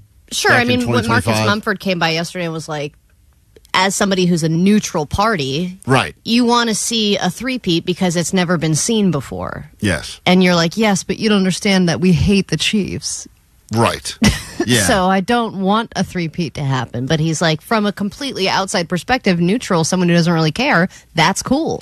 But we still wanted to have fun at the expense of Philadelphia Eagles fans, so we posted our phone number to a bunch of local Philadelphia message boards saying that they could call a radio show and win tickets to the big game. And what they don't realize is, even though the person that calls us is real, they will be playing a rigged game that they will have no chance on winning, because I will pair them with another, quote, listener, except that other listener will be Allie. Me. And she will make sure that they don't get any of the questions right. We call this effing with fans, and I feel bad. I only feel bad now after the fact because of how much hope this guy had. But if you listen to it, I think you'll realize that Philly fans are the worst, and it's okay to F with them. This is effing with fans. And you called us because you wanted to go on the radio and win Super Bowl tickets, right? Maybe. What radio station? Q101. Cool. You want to go on the air? Yeah. Which part of Philly you in? Well, Bristol, Pennsylvania. The Q Zoo Morning Show. It's the big game weekend. We got Super Bowl tickets up for grabs for a big Philadelphia Eagles fan on the phone right now. Who is this? John. John, you have a chance to win the tickets. Very exciting. We're going to pair you up with another listener. If you guys get 3 questions right, you're going to the big game, sitting on the 50-yard line and hanging out with the team. Woo! You ready for this? Yeah, we're doing it. Let's go. You an Eagles fan? Yeah. Well, I'm going to patch you through to another caller right now. This person's listening in Philadelphia, Pennsylvania. Please say hi to Karen. Hello? Hi, Karen. Say hi to John. You guys are playing together to try to win these tickets. Oh, hi, John. Good luck to you. Yeah, you too. All right, question number 1. You guys have to agree on the answer or I cannot accept it. How many points is a field goal worth? Oh, gosh, I don't know. John, what do you think? Well, you don't know that one? I think it's 1.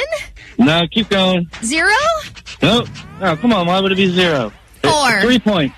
3 points. Oh. Do you guys have an answer? Have you agreed on an answer? Okay, I guess I'll go with 3. All right. The correct answer, John was right. It is 3 points. You guys got 1 question right. 2 away from winning tickets to the game, plus airfare, plus hotel, plus $10,000 spending dollars. Are you ready for this, John? Yeah, bring it on. All right, question number 2. Who are the Philadelphia Eagles even playing in the Super Bowl? A lot of people do not know this. If you can come up with the answer as a team, I will count that as a correct answer. Oh, John, I defer to you again. You don't know? The Braves. No. Braves. The clock is ticking, guys. Need an answer from your team. We have a time limit? Didn't know we have a time limit. Oh, yeah. Clock is almost out. Gosh, I think it's the Kansas City Chiefs. No. I know this. It's time is up. The Thunder. Kansas City Chiefs. Say it. We will accept the answer that we just got from John, which is Kansas City Chiefs. That is correct. You guys got 2 questions right. Now it's getting good. And John, by the way, seems like he is the smart guy on the team. No offense, Karen. I appreciate you listening to the show. But John has gotten all of the questions right so far. We go to question number 3, and this is the big one now. It all comes down to this. Tickets up for grabs. You'll be in New Orleans at the big game. John is an Eagles fan. Karen, are you an Eagles fan? Oh, yes. Have been since I was a young child. What do they do at the beginning of the game to determine who gets the ball first? That is the final question. If you're right, you're going to the Super Bowl. Okay, John, I know this one. I know I do. Yeah, what do you think it is? All right. They play hot potato. Final answer. Oh, come on. This is really a coin flip. No, I'm pretty sure it's hot potato. They play hot potato. I've seen it happen. Figure it out, guys. Need an answer in 3 seconds. Need an answer in 3 seconds. John, coin flip. I'm going to go with my gut. It's hot potato. Coin flip, coin toss. The final answer that we have accepted under the time limit. John, who said hot potato. No, I didn't say that. That is unfortunately incorrect. Oh, no. Gosh, we were were so close. Wow, okay, it's got to be a joke. The answer was coin toss. Oh, my gosh. What I just said. John, you should have said coin toss. Why didn't you tell me? Okay. Now we lost. Yeah, this funny. I really wanted to see the Super Bowl. Well, thanks for playing. We're going to have to give them tickets to someone else. And remember, tomorrow again at Q101, you can win another chance to go to the big game in New Orleans and support the EAGLES Eagles. Right, John? Hot potato. The choice is yours. Klein Alley Show. Love to hate him or hate to love him. The choice is yours. Mornings on KROQ. KROQ.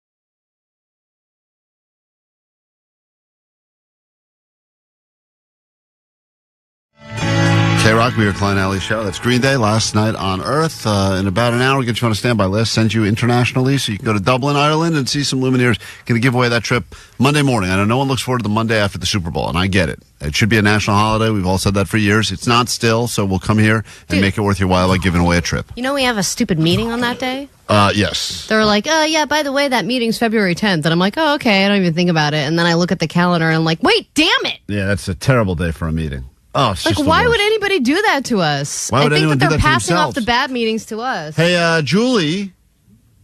Hi. Hey, from El Monte. You are caller 20. How would you like to see John Mulaney, or you want to go see the LA Kings? It's a pick-at-your-ticket opportunity right now on KROQ. No games needed. I want to go see the LA Kings. LA Kings. Hold on one second. Those tickets are as good as yours. You'll be going to Crypto to see the Kings battle Vancouver. I think that game is happening February 21st. Nope, I'm wrong about that. That game is happening February 26th. Vancouver Canucks at Crypto.com. Hold on one second. We'll give you those tickets. All right, we got more tickets coming up for you later this morning on the show. It's time for us, though, to quickly lock in, Allie, on what we believe will be the next prop that will be happening at the big game. So many ways to gamble on football. Let's talk about commercials now, because a lot of people don't care about the game at all. They just care about the commercials. So, what will be the first commercial that will play after the game has begun? So, the game begins, and then they will go to the first commercial break. What will be the first product that is advertised? What will be the first commercial for? You can actually wager real money on this and win real money. Or maybe you don't know anything about football, but you know a thing or two about what commercial you would expect to see out of the gate. You know, I think that I made a pick last year about this, and it ended up being a movie trailer. That was the first thing that you saw after kickoff, Okay. so I'm going to go with movie trailer. Allie's going movie trailer. I don't actually see that in my odds list here, which doesn't mean you can't bet. I guess that would be the field. So that would be if it's none of the 5-6 favorites I have in front of me, then you would be picking any other commercial. So that's Field. Allie's taking field. Jake the Nerd, first commercial, Super Bowl. Yeah, it's going to be for an insurance company starring Harry Connick Jr. Okay, that's Jesus, a terrible are you even guess. taking this seriously anymore? All right, it's going to be for State Farm, featuring that guy. I think they State announced Farm that already announced that they are not doing any Super Bowl commercials to help rebuild California from the wildfires. That's I think it'd the be one. pretty douchey if any insurance commercials played. Allstate. It's funny. It's the one Progressive thing that we know for not. a fact. It will not be State Farm. You big dumb idiot. It's like the first time a company has ever announced we're not doing this. All right, fine. Jake's out on this one. Omar. Yeah. Which one? What product do you think? Let's see. Okay, Budweiser's a huge Super Bowl guy. So is Doritos. Yes, these were some of the favorites right here you're mentioning. God. And then avocados from Mexico. I don't know where they get their money from, but they're. I don't know if they're going to. And don't I think forget they're Jesus, usually in the middle. because Jesus has a lot of commercials yeah, now. that's a weird one that they do as well. Jesus and avocados are really swimming in cash. They are. Amen. I'm going to go with the Doritos. Omar saying Doritos. It's a plus 250 I'm gonna say bet. Doritos. That is the favorite, by the way, if you're keeping track. Oh, that it is the is. Okay. favorite. That will be first commercial once the game begins is Doritos. Bud Light is just after that at plus 300. Then Pepsi beneath that. You got anything involving DraftKings, FanDuel at plus 400. And then they think Apple is going to make a big announcement, or Apple is going to have some big Super Bowl commercial they've been working on as well. I believe it will be Bud Light. I'm going to go Bud Light. I thought all those big players, like, they wait till later, like closer to halftime. I think you get them a few times, but I think that people are still locked in because the game has just begun. Everyone's all fresh and everyone's sober. fresh, right? They haven't, so they want to get their product knocked, in Yeah, their brain. hit it hard in the beginning. We got to hit them with Jesus and avocados now before they forget. Quick break. Back with more show next. Klein Alley Show. The world famous KROQ. Avocados from Mexico. Oh, they're advertising with us now. Thanks, avocados. Need an accident attorney by your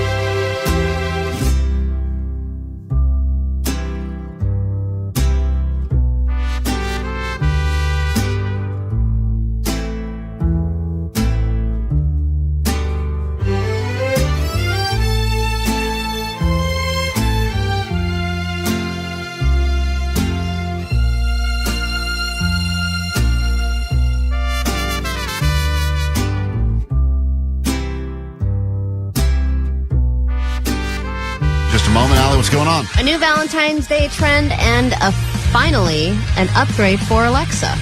All right, get ready for that. Your news next, and more tickets for you right here on KROQ.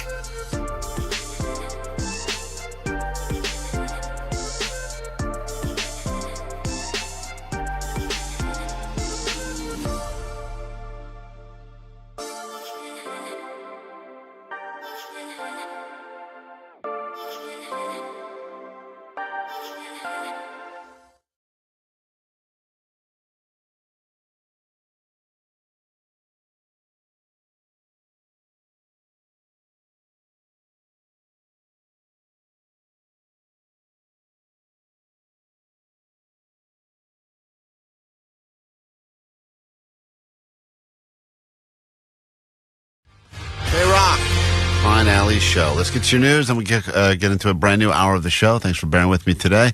I'm really feeling drained. Oh. Well, you can't tell. Thank you. I've not been able to eat or drink. Well, my last sip of water I can have now, and then I'm done with that too. Big procedure. Savor that last sip. Very excited. Let's get to your news now, then a brand new hour of the show. Grab your Adderall. It's time for ADD News. There are many ways to spend money on Valentine's Day. Corporate America has made sure of that. But now there are plenty of ways to spend money even if you don't have a Valentine. There are a couple of trends that are happening this year that go far beyond, a Galentine's dinner or what have you. Half of single people, according to new data, will buy themselves a gift for Valentine's Day or even buy themselves a solo vacation. Self-gifting is up big time, especially with Gen Z, who generally thinks that Valentine's Day is overrated and it should just be seen as another excuse to celebrate yourself. That is so stupid. Self-gifting is just called buying something. It's not called self-gifting. But self-gifting is you're buying yourself something that you wouldn't normally buy for yourself. Yeah, but it still seems like if that's the day, you're feeling so... You're treating yourself. Like, I'm single, I deserve a nice whatever. I'm going to get myself a bottle of wine, one glass.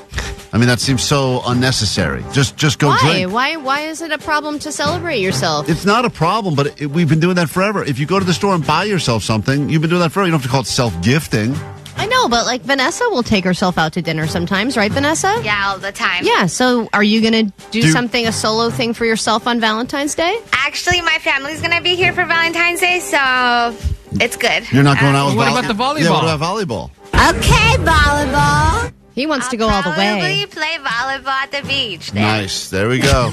Nice to know. Just by yourself. You and bump and set and spike and bump and set. That's a sad game. I can't wait to watch that. So make sure you let us know where in Long Beach you'll be so we can all watch you play volleyball by yourself. Yeah. My advice, though, is to anyone who's self-gifting, do not buy yourself a Valentine's Day card.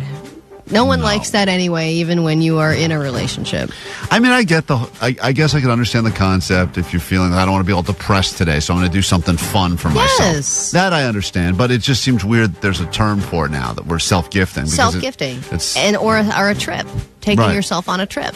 Solo vacation. Yeah. I've taken a solo vacation before, and it was the best. See, the problem is there's too many of those romantic comedies, like on Netflix or whatever, where people are like, I was on what I thought was a solo trip for one, and then I met the man of my dreams on the flight. And then I think people just think that's going to happen. You spend the whole solo vacation going, when is he going to walk into my life? At some point. When's my eat, pray, love moment? I'm going to walk in the bakery, and there's going to be some handsome young single man, and it's like, nah. Get over here.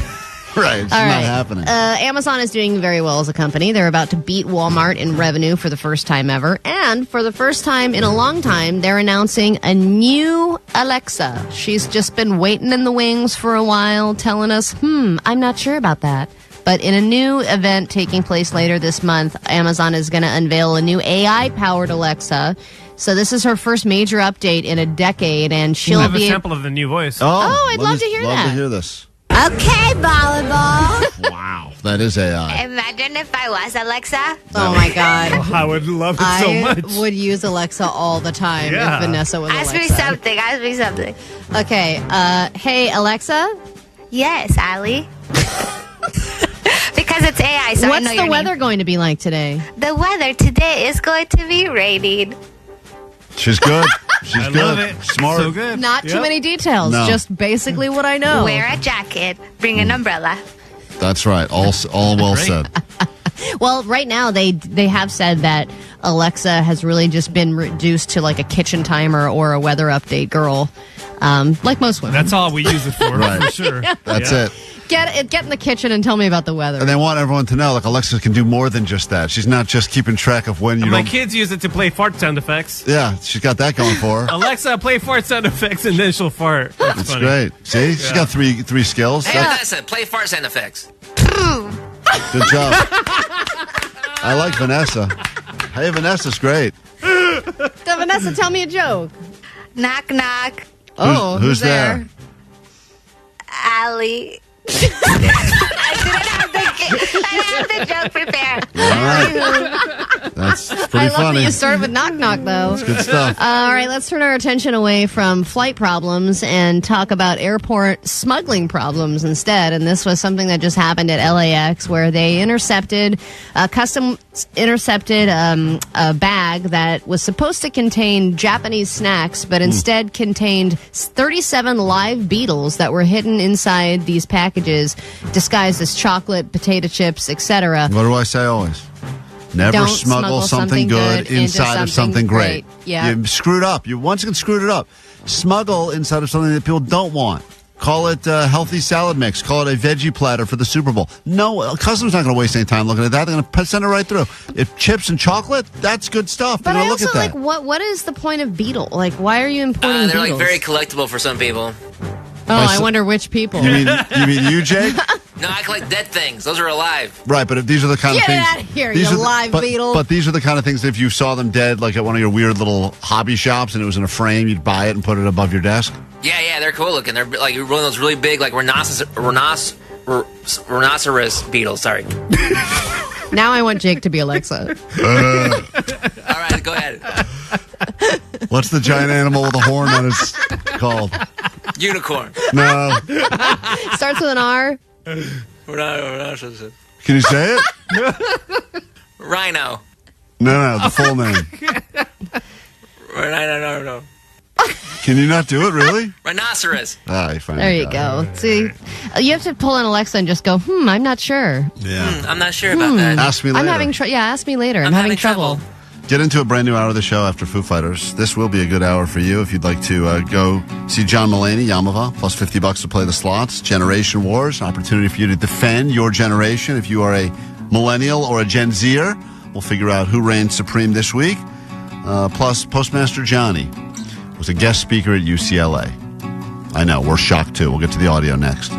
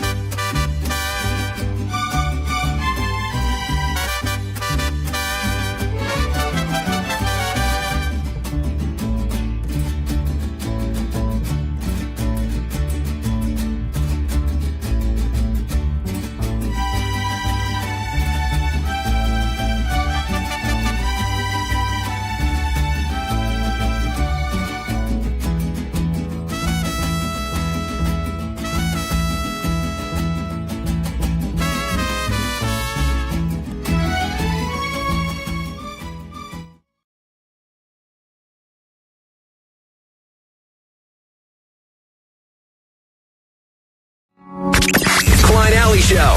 106.7 KROQ FM in HD Pasadena, Los Angeles, Orange County.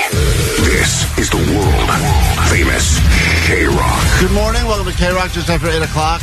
The Prequend has officially begun. It's Super Bowl Prequend, even better, which means a lot of people this year don't care as much as in previous years, but still, if you break it down, it's a great day of sitting around, watching TV, eating delicious foods.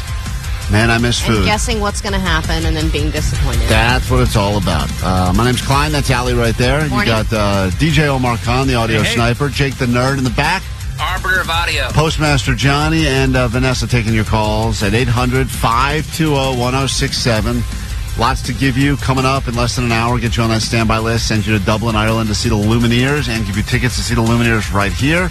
Earlier this morning, perhaps you missed it, Marcus Mumford was in here to share with us a big announcement They're doing some small shows. That little band, Mumford & Sons, back together, new album, and they're going to be at the Palladium. We've posted all those details up on the socials. So it's always love big bands and tiny venues. That's what it's all about. I think that's the new thing.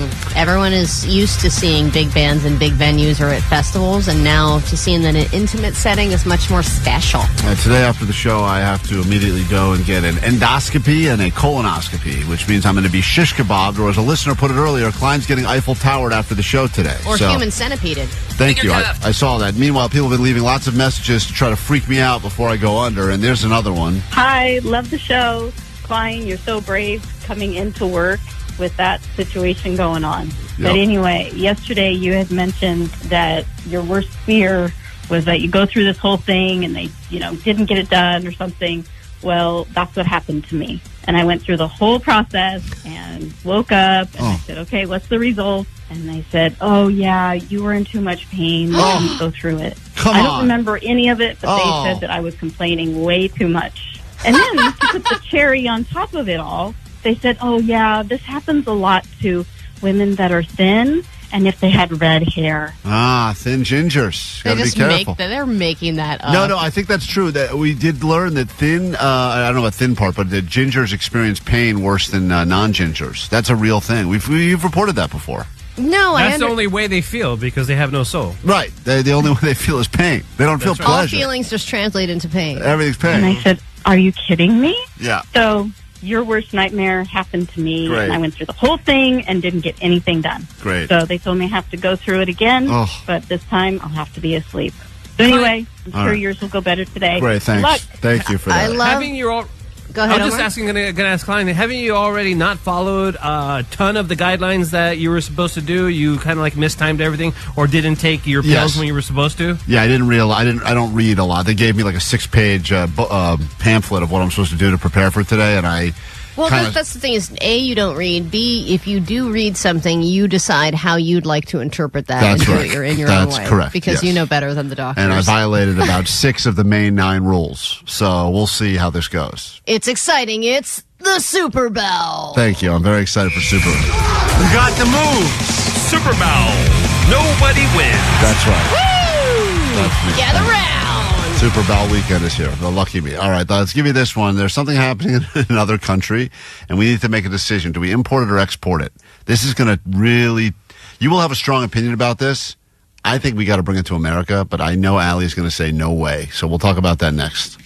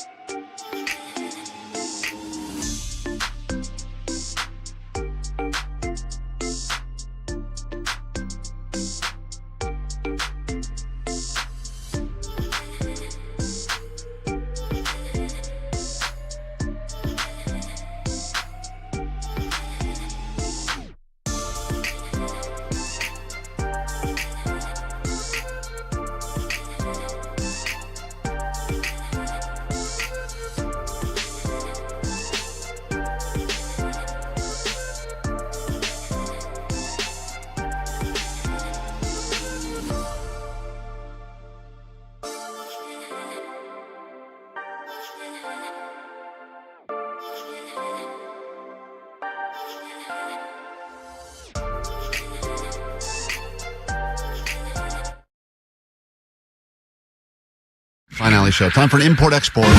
Something happening in another country. We've always said the greatest things in America, from meatballs to menage a trois, were invented elsewhere. We brought them here, and we love them. But then there are other things, Allie, that exist in other parts of the world, and we have to make a decision. Do we bring those to America, or do we leave them where they are? Yeah, like panty vending machines in Japan. Bring them here, that's what I say. Any vending machine's a good vending machine. Apparently, in France right now, they are trying to stop all of the unnecessarily, what they are calling, wasted water. So they are attempting to change the rules and laws that you will have to wear the same outfit multiple times before washing it. And there's different rules depending on what types of clothing we're talking about. But they really, I think, are going so far as to potentially even wanting to change the tags that will let you know how often you are allowed to wash. All the tags that we ignore? All those great. tags. I'm so glad they'll be different. That say, dry clean only. Whoops, I screwed that up. Now, what are the dates for each item of clothing? Because I know I have days in my mind or use, of how often I'm going to wash certain things, but I want to know if it lines up with France. Well, let's start with the T-shirt. How often do you feel once you wear a T-shirt, you need to wash the T-shirt? Is that a one and done? Wear it and wash it? Because France has a very different approach. One and done. What do you think? You wouldn't wear a T-shirt once and wash it? No. How many times you wear a T-shirt before washing it? Until it has a stain on it. Seriously? It depends. No way that's true. Guys, if I'm wearing this shirt and then nothing happens to it, it's going right back on the rack. But you've worn it. I think it has to do if you wear it more than like 8 hours, then I'm definitely washing it. Yeah, but if I am wearing it maybe 4, okay, maybe it's not so dirty. I can't wear a shirt more than 5 minutes. Well, Jake, see, I'm not a sweater. I don't sweat through my clothes. But Allie, don't you think when you put on a shirt that has been washed and dried, it feels different than when you put on a shirt that you've already worn, that then you put back away? Yeah, it feels more worn. France is saying that this new rule would ask you to wear a T-shirt 5 times before actually washing it. Double it. Double it. Oh, my God. I think we vote export Allie to France, is what I think. I think I belong in France. So they're saying that would be, and then they're saying jeans, which... Never. No, they say 30 days, but never. You don't wash jeans. I know this. I don't disagree with that necessarily.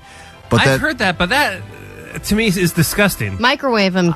I wash them every 3 wears or so. 3 wears? You know what? That's actually bad for your clothing. Because your clothing is going to wear faster and you're going to need to buy clothes more often because you're washing it all the effing time. And that's hard on the clothes. I like to be clean. Yeah, you not washing it, Allie, is bad for our noses. That's the reality. You can't smell me. Now, the argument is in France, everyone smells like cigarettes and BO anyway, so technically what's it matter if they're going to wear their shirts a little bit longer? They are trying to make a law. Put that in a bottle for Allie. They would also say that they would want you to wash your bed sheets only once every 15 days, which seems excessive too. No, that I think you should wash more often. That and pajamas, because you're sleeping and then you're sweating as you sleep and stuff like that. It depends on the activity. Also, workout clothes I will wear for an hour and throw them in the dirty clothes because I've been doing activity in them. If I'm just sitting in a shirt, nothing's happening to it. It's not getting dirty. You're just sitting when you're sleeping, and you're like, I gotta wash but you're that. getting all like skin cell crap, and you're You like said sweating. Yeah, and you're sweating, and I'm you're not sweating. clammy, and all that stuff. According to the authorities in France that are trying to make this a rule, a law, they're saying too frequent laundry increases water pollution and wears out our clothes more quickly. Yes, which leads to an even bigger problem, which is where people get rid of stuff that still technically is wearable because they think it's all worn or faded. Absolutely. I think bed sheets after a week, pajamas after 3 wears, shirts, TBD, pants never. And underwear? Those you wash every time. Well, you've told us before you've inside out at your pink universities. That was because I needed to do laundry, okay? That's not because I'm trying to save money or save, on washing. It's not a deliberate thing. So anyway, vote import-export quickly. Should we bring this to America and start limiting how often, where you would potentially even get a fine or a ticket if they're fine? Like, hey, that T-shirt looks too clean. Is that do you only wear that one time and wash it? Get over here, Cleanie. What do you think? Import-export. Import. Omar? Get the hell out of here, export. I'm with Omar. It's a strong export. Jake, I know you export. Export, Jake. You're by yourself. You're standing by yourself, Allie, all alone. Yes, all alone and Klein, stinky. You guys make fun of me, but all the scientists are saying we're over-showering, we're over-washing, we're obsessed with cleanliness, we're putting chemicals all over our houses, and it's turning the fish gay. That's a fact. Send those gay fish right to France. There you have it. Oh. Come back in a second with Professor Johnny. That's right, our very own Postmaster Johnny was asked to speak at UCLA. None of us understand why. We'll play the audio. You will hear truly the dumbest thing you've ever heard in your entire life in front of a class of students that are getting supposedly a world-class education. And we will listen to that happen next. I think everybody here knows what it means to join the Mile High Club, right? Oh my God! It's the KROQ Mile High Club. Get lucky and see your favorite KROQ bands in places all over the world. Destination 3. Pack your shillelaghs, kiss the Blarney Stone, and river dance your way to the pub. Wouldn't you follow the end of the rainbow to a pint of tickets to see the Lumineers in Dublin?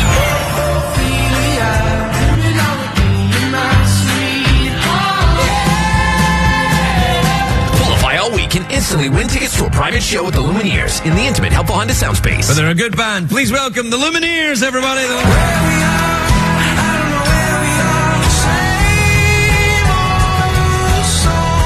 You'll get on the standby boarding list to see him again in Dublin, courtesy of Dual Tone. This is Wesley from the Lumineers on the World Famous KROQ. From Monster Tour Water, straight up water, nothing else. Visit monstertourwater.com to find a store near you.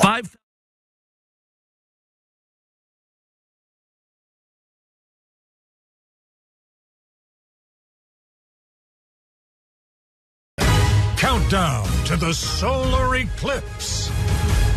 Explaining to somebody that a guy I work with is driving 40 hours round trip so that he can be in the path of totality and see the eclipse, potentially, depending on weather. And people are still jealous of Jake.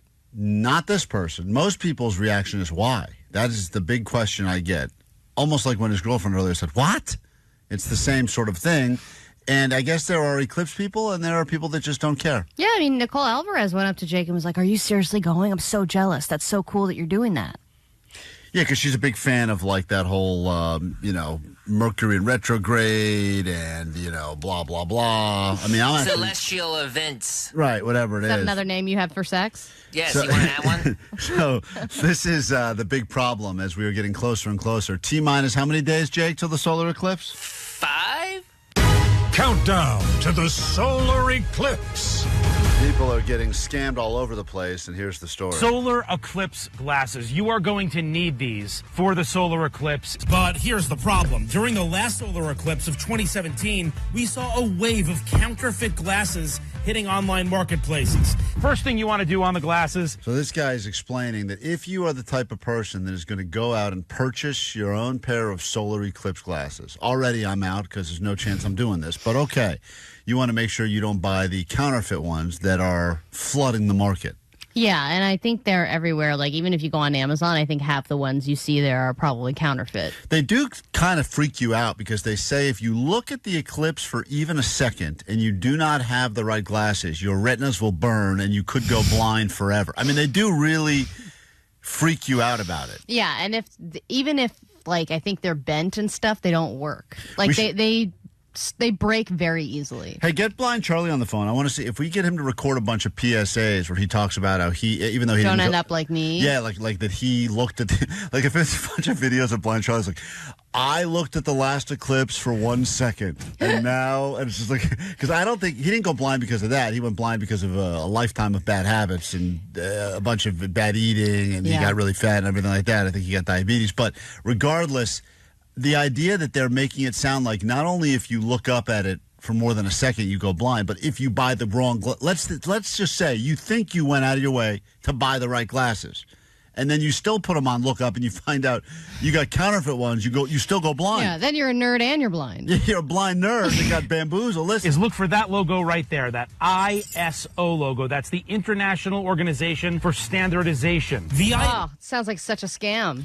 Now that's if I was going to make up a fake company, what was that? The International Standardization Optimization? So fake, Allie. logo. That's the International Organization for Standardization. And by the way, you don't think that the scams? I see Nikes every day that look great that are totally. fake. You think people can't create a logo? What is this? ISO? That's probably why they can't do it, because no one can even say logo. That's the International Organization for Standardization. Okay, so you need to make sure that your glasses have the International Organization of Standardization. ISO, 3 letters, which anyone could stamp on anything. iOS. Whatever it is. See, that's how I bought the fake one. They're in the wrong order, but I'm dyslexic. I didn't notice. Then there's this. The ISO is the organization that looks at the manufacturers and scrutinizes their lab results to make sure their glasses are safe for you. But that's not all. You also want to look for that number right there. It is tiny, and we'll zoom in right there so you can see it. You see it says ISO 123122. That's what you want to look for.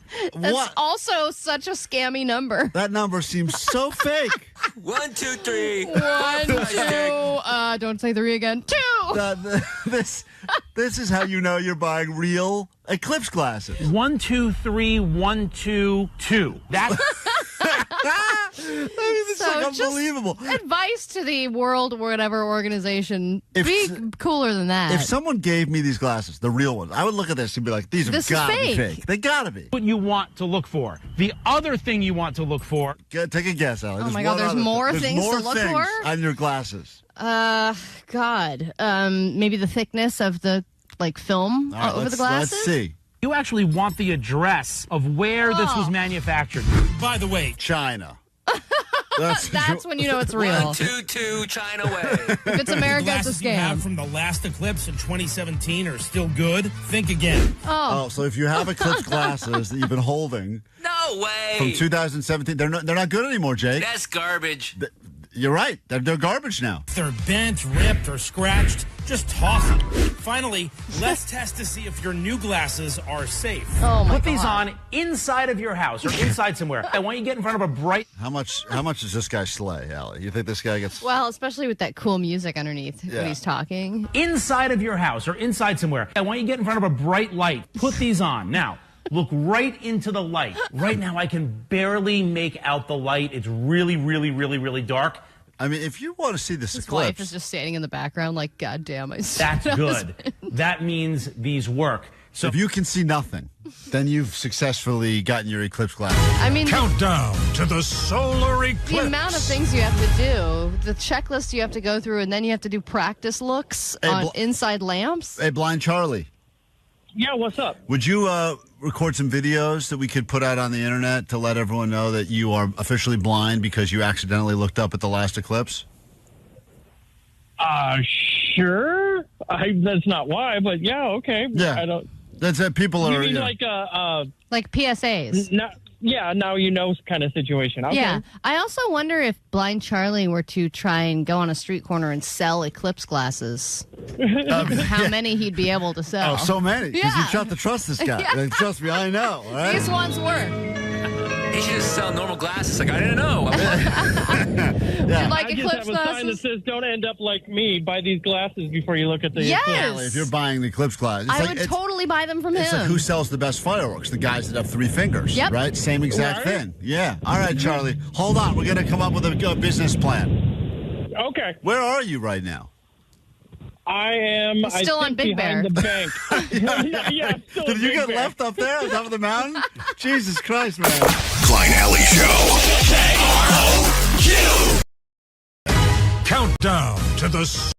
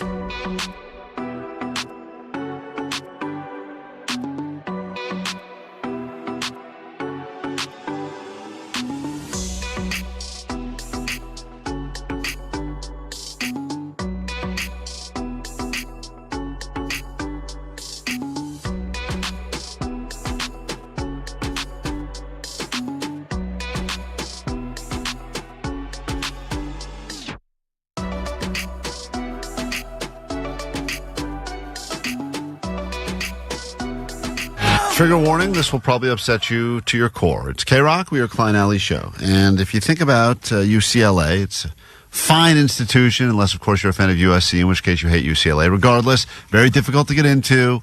Most people, I think, get rejected. I think you have to have pretty good grades, pretty good test scores, and that's just to be a student there. So imagine the teachers there would be held to an even higher standard. Absolutely. We were all equally shocked and surprised when Postmaster Johnny told us that he was he casually was like, I have to go speak at UCLA later. And we were like, what?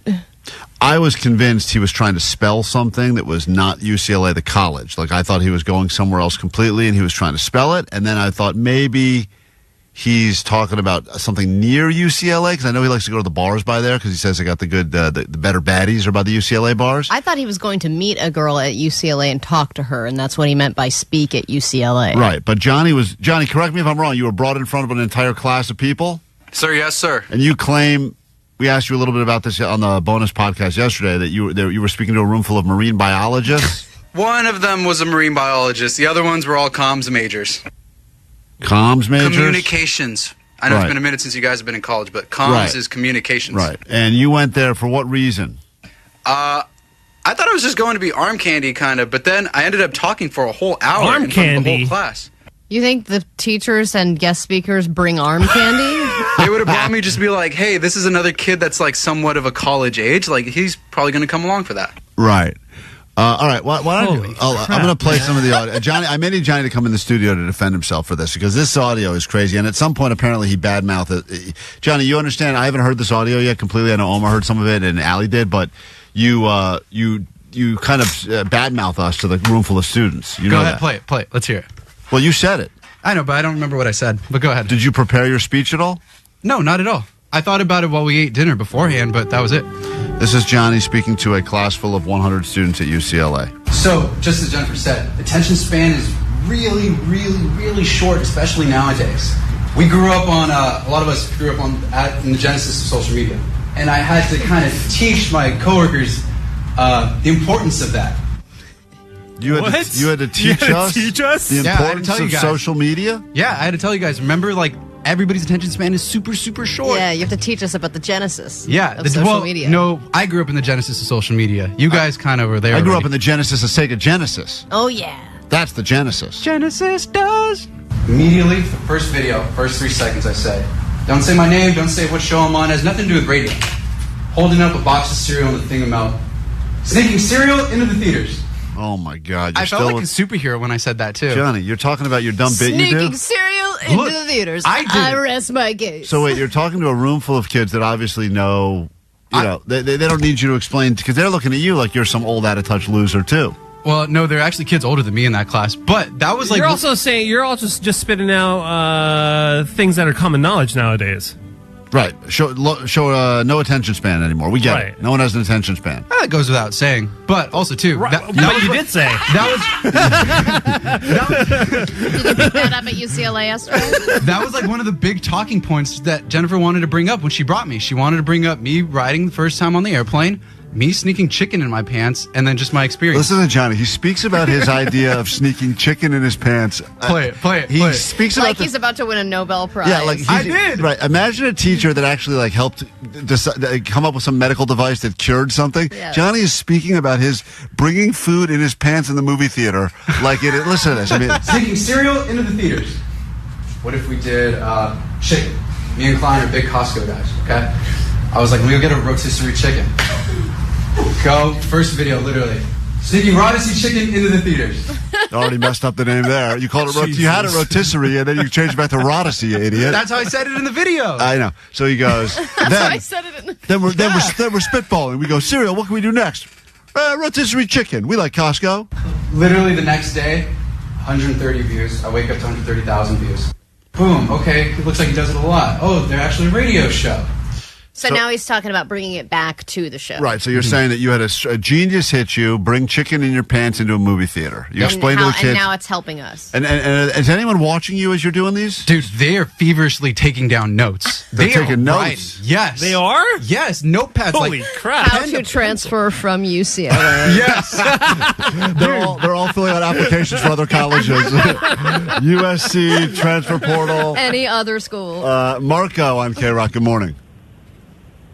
Hey, good morning. Hey, no, that was completely genius of UCLA bringing in Postmaster Johnny. You know how, when you have little kids, my theory is when you have little kids, so they're misbehaving, so you take them to, the county jail and tell them, hey, If you keep misbehaving, they're gonna scared straight them. Yeah, scared straight. Yeah. They basically brought Johnny in. Genius of UCLA. Yeah, they're very smart, right? They said, bring in this. Drop out. This could be you. As soon as Johnny left, they're like, so that's what happens when you don't go to UCLA. That's a smart school right there. All right, here's the speech continues. What's radio? Who's Klein and Alley? It was the stepping stones that took its way to get there. Beautifully said. It was the stepping stones that took its way to get there. Oh, that's because I talked about stepping stones that took its way to get there. Yep, that's a Johnnyism right there. We had to start out sneaking pie. Then we had to do churro videos. We had we didn't have to. Yeah, we did. We had to. You guys wanted it. I love that this was all a strategic plan. Yeah. Yep. So hold on. The plan was. I like how Johnny's kind of like putting us in a position where we're forcing him to do all this stuff. Right. These are all the things you wanted to do. In fact, we told you not to do all these things. That's why I mentioned that in the speech too. We had to start out sneaking pie. We had to. Yep. We had to. We had to start small with pie. We had to start with pie. We had. Then we had to do churro videos. Had to do them. Which we asked you to do consistently, and you did like 2 and then stopped. Yeah. Did you tell them that in class? No, because I told him I was setting it up to talk about fellatio salad and how that was the end game. Cliche. Yeah, and these were all steps to get to that. We started with pie. We ended at fellatio salad. Yep. Meeting adjourned. Wow. What are we doing here, guys? Seriously. Yeah, he's got a lot to say. Yeah. My job is just to get the eyes, give her an alley-oop so that her and her sales associates could close down and just slam dunk that. What? Good analogy. That is so good. He's the guy providing the alley-oops. Yes. Your job is to give an alley-oop so that sales can then slam dunk that. Dude, I'm Austin Reeves throwing up an alley-oop to Anthony Davis or LeBron James, and the sales team just slam dunks it. And so that is kind of the dumbest thing we've ever heard. Why? We're all doomed. That is a scary look at the future. Anyway, stay in school, kids. This has been an example of how we use talent in radio. Everything Johnny just spoke about. Oh, boy. We are doomed. I know what they want to see. They want to see us do that like Kendrick Lamar thing was like bing, boom, bam, boom, bam, bing, bang. That's what they want to see, kids. That's what people want. If any educators are listening and would like Johnny to speak at your institution, be it an elementary school, an obedience school, another college, please call. Johnny is available to speak to any classes effective immediately. He's got a whole... who knew he had such a patter down? All the kids are writing down bing, bong, boom. Can you say that bing, bong, boom thing again? I'm sorry. I write that on the whiteboard, please. I got bong. Bing, boom, bam, boom, bam, bing, bang. How do we spell that, Johnny? Bing that they really understand. It's our bread and butter. It's all we got. All we got. That's all we got, guys. That's it. It's a bread and butter. That's all we got. I forgot what we were talking about right there, but yeah. We're experiencing the same things that everybody else is. Whether it's wildfires, elections, homeless, Allie's son gets sick a lot or gets hurt a lot.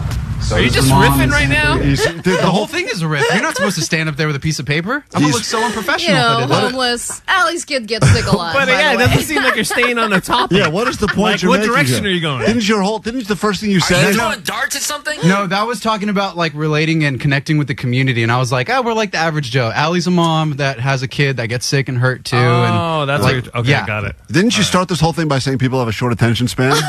You know what's crazy? I think we got a bing, bong, boom. I have thrown a little spice. I sympathize with Allie's long questions because when I get in front of when I'm standing up there, I'm like, I just want to keep talking. And then you're like, what am I saying? I don't even know. There was one time I did that. Anyway, a lot of, the text line is overflowed with comments about this. Johnny, of course, speaking at UCLA. This is just some of it. Allie's son gets sick a lot or gets hurt a lot. So does the mom in Santa Clarita. A great question. Thank you.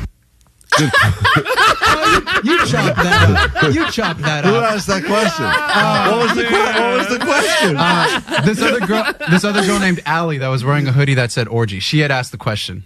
What was the question? I honestly don't remember, but great. But great question. All right, here we go. Johnny, I would love to know, do you feel safe at these events with the general public?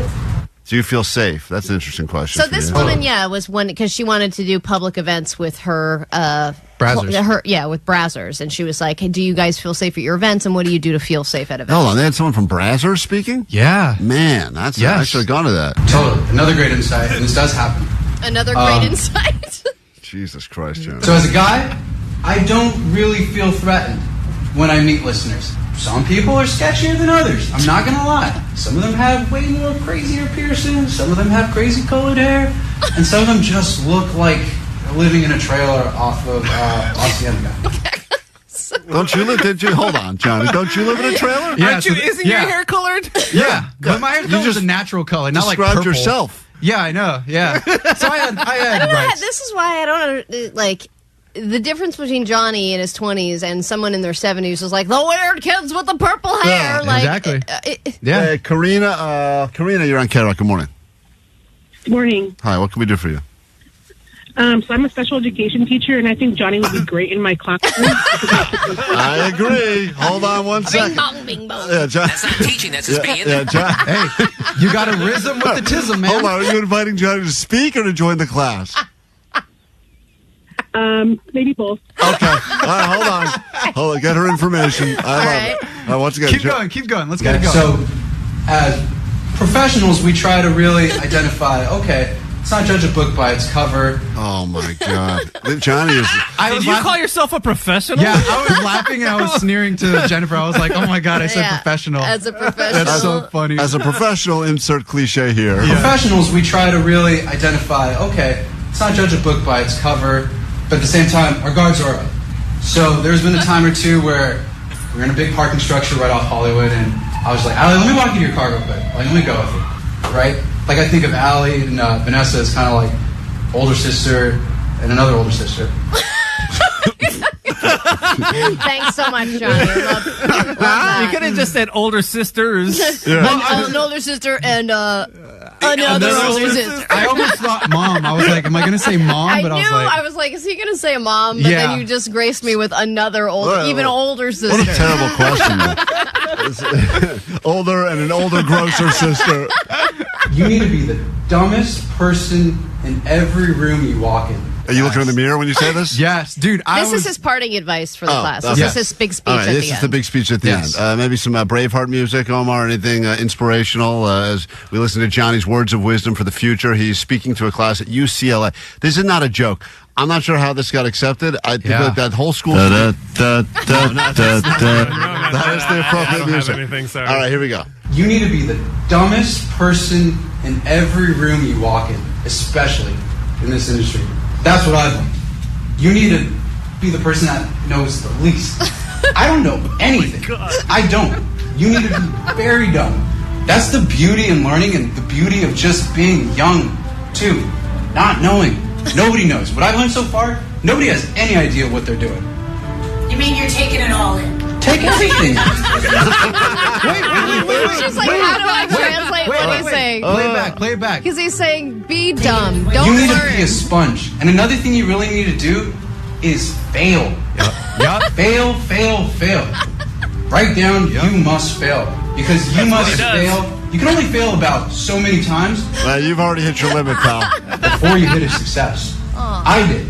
That chicken video just didn't happen overnight. Yes, it did. That's true, bro. I ate with that, bro. That was so hard, bro. You too can put chicken down your pits, but you have to fail. Yes. I did. That chicken video just didn't happen overnight. It's just what comes to you when you're the dumbest in the room and you soak up what everybody wants to teach you. Yep. These guys that failed a lot, they worked in way more than I can count different markets all across America before they landed here. Don't ever be the smartest, because if you're ever the smartest in the room, you're in the wrong room. You need to be the dumbest. I was going to say, for Felicio Salad, we can definitely collab with some porn stars. Yes. I mean, that was there we go. That's Johnny. Dude, what bro. A fascinating look into the teaching. Everyone just got a free college course at UCLA. Yes. You know what's crazy? Somebody paid $6,000 worth of quarterly tuition to hear me talk in their class. To hear you say, don't learn anything, just fail. Yes, that's so dumb. Beautifully said. I want my money back. Oh, man. More food has just arrived here. You guys are the worst. Oh, yay!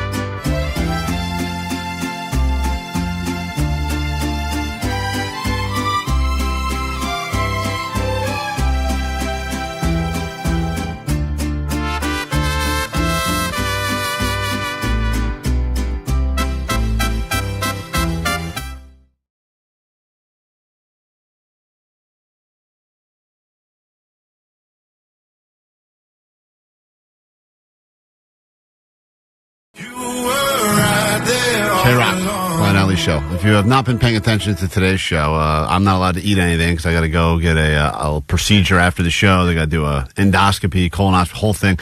So as a result, I've been starving. And the entire show, you guys have been nice enough to bring all of my favorite foods into the studio just to rub it in my face. And I see pizza just arrived from Prince Street, which is, is one of my favorites. Oh, my gosh. Klein. God, that looks so good. Look at this. If you're looking on the live stream, this is major food porn right now. And I'm not even a huge pizza fan, and this looks incredible. This morning, like 50 pounds. This morning at 6:30, I have not eaten. I'm so hungry, ravenously hungry. I think you're so weak that you wouldn't even be able to hold this. I probably couldn't. They brought in a plate of bacon just to make the whole studio smell of bacon, which is a real dick move, by the way. And it's a smell that lingers for a long period. Pizza smell lingers. Then they replaced that smell by bringing in just bags and bags of tacos from Del Taco, and now they've tacos, burritos, and chili cheese fries. Look at those pepperonis, man. They've got the scoopy. The box even says happiness. It's so funny. So this is actually a new pizza too, and you probably know about this, but they did a collab. This is Prince Street Pizza. They just collabed with Hot Girls Eating Pizza. I know. And they launched the Hot Girl Pie. Listen to this. I know, it's only on Sunday. Diavolo sauce, pepperoni, fresh mozzarella, jalapenos, hot honey, pecorino romano. Yeah, great. And looks great. It will be available at all locations starting Sunday. And they've also launched a new Not Ranch. Yeah, they don't do ranch. Because they don't do ranch. Okay. But then this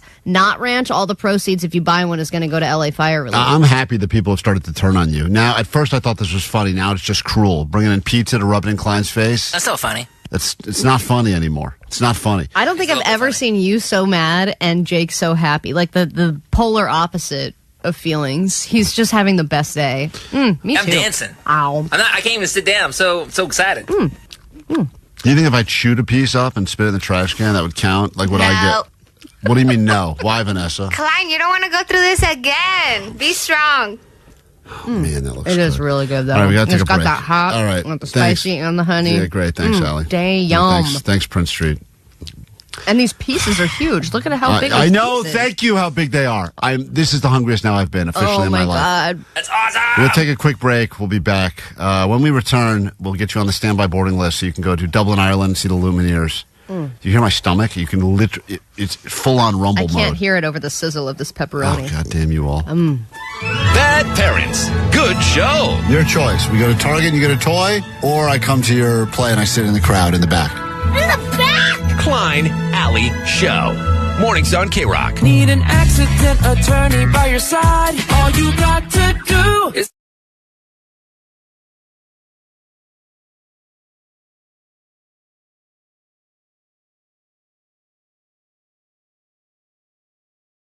For years, we've said that Postmaster Johnny is the Riz Master. He's got charisma. He's good with the ladies.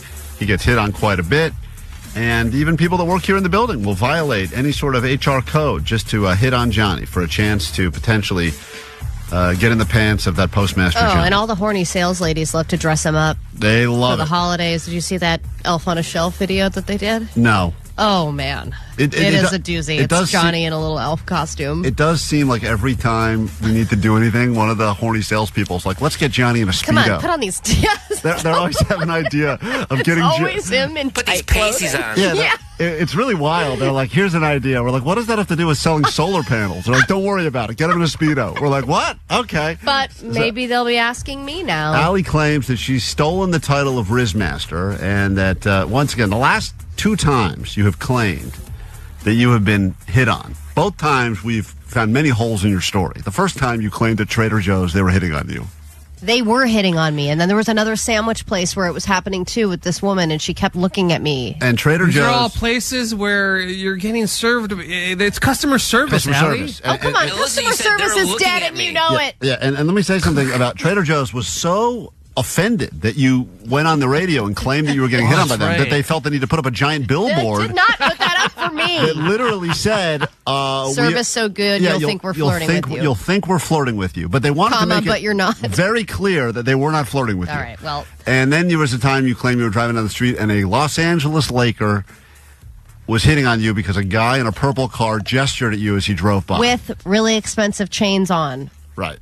Got it. So he was doing that nod thing where he was like trying to come up next to me on the right, then on the left, and he was like trying to make sure he couldn't lose me because he didn't want me to get away. I was the one. And then there was the time Allie claimed that when she went to Colorado and went to a Walmart there, she felt that she was an 8 because compared to the other people I said 10, you guys downgraded it. Right. She claimed that she was a Colorado Walmart 8 or 10 because compared to the people that would shop because at a Walmart we don't know. on Christmas Day, Allie was better than a lot of the others. But this time, here we go. I was at a place where I believe hot people thrive. A coastal town called Monterey, one of the first developed cities in the state of California.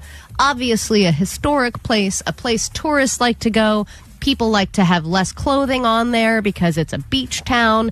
And I was hot and getting hit on all night at several bars, not just one. You were at this is on the coast, Monterey. Isn't there all the sea life there? Are you comparing yourself to sea lions? No. Okay, because if you are, I would agree you're a 6 compared to sea lions. No, I'm not. You're being generous. Guys, God damn it. It was not at the animals. I was not at the aquarium. I was at a bar on New Year's Eve. Allie goes, I'm an aquarium 6 compared to some of the fish compared to there. that dying eel. I was in a new outfit that I had put together by myself. Right. You're an adult, so there's nothing to brag about. I was wearing some really hot shoes, and I was wearing a 6-year-old black blazer, which kind of backfired because a lot of people thought I worked there, but still, I looked really hot. Is our table ready yet? Excuse me, this is not a working black blazer. This is a fun black blazer. Somebody did hand me their ID. Oh, really? At one point. Jesus they Christ. thought I was the bouncer. But I did. That's the most offensive. That is the most offensive thing to think you are, Allie, because you probably had some blazer on with big shoulder pads, big broad shoulders. I naturally have shoulder pads. Tough. Or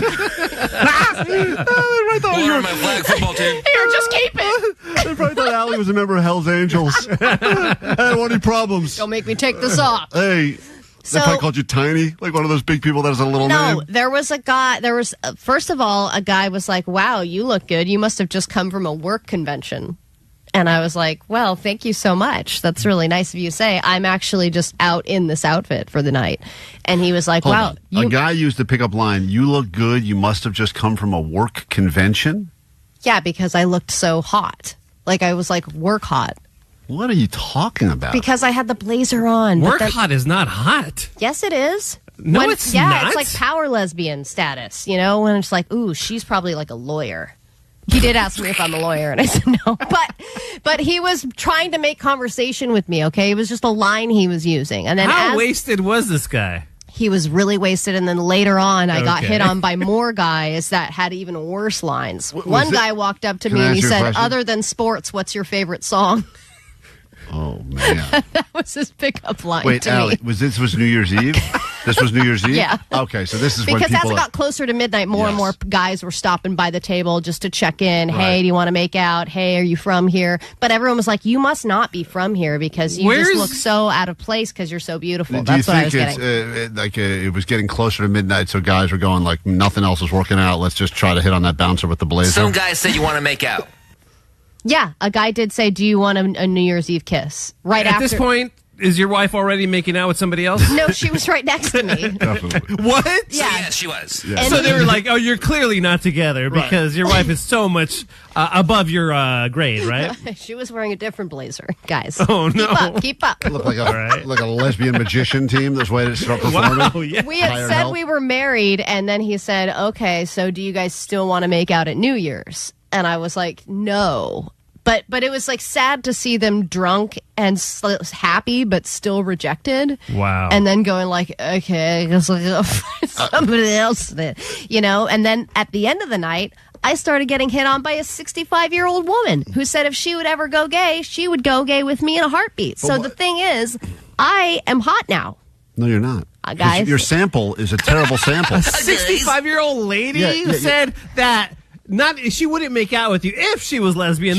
Possibly she gave you I would make out with you. Hypothetical with about 6 different twists and turns in it. That's not even something to be proud of. Like I understand that you're her husband, her second husband, who she's married to now, who has a pretty bad case of COPD, said that if she ever died and she wanted to go gay, she would go gay with me. How sad is this setup to Allie's brag? She's trying to brag. This is her bragging right now. Can we go back to the aquarium? That seemed hotter. Yeah, you comparing yourself to manatees was at least a more believable story. This is just preposterous. I'm telling you, you had to be there. I was getting hit on all night long by multiple people, both men and women. Wait, were you drunk too? Yeah, of course I was drunk. Okay, so is it possible? I just had a very large fish dinner, so it took me a while to catch up. God. But I fish dinner? Yeah. You know what that means.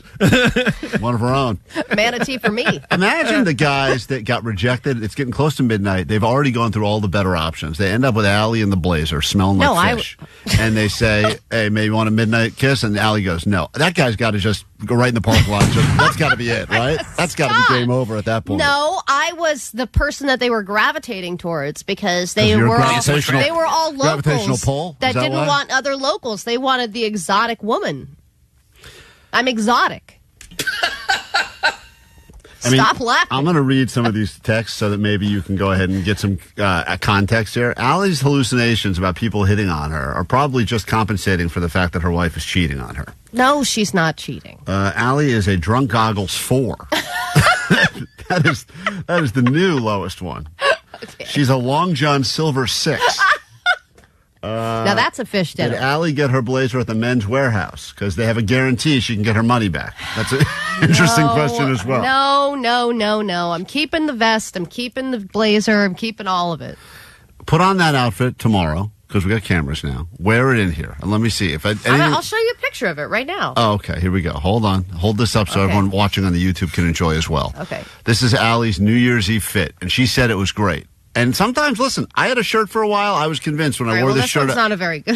Oh, my God, really? Allie. Does she look like she's in Miami Vice or something? No, she looks like a disgruntled real estate agent is what she looks like. Like they just lost a house. All right, well, this is a bad lighting. It's not. This picture. That's the best lighting I've ever seen. Hold on. You got to post this picture on Instagram. This may be funnier. This is when I was drunk calling listeners. This may be a better bad picture than her running in the race. No, it's not. And the fact that you think that this was your good look is crazy. This is insane to me. Okay, but this one's me looking a little more snazzy. You are delusional. It's a whole new level. I look hot. I look like, wow, that girl's from Southern California, and she's busy. I take back what I said about you being an Aquarium 6.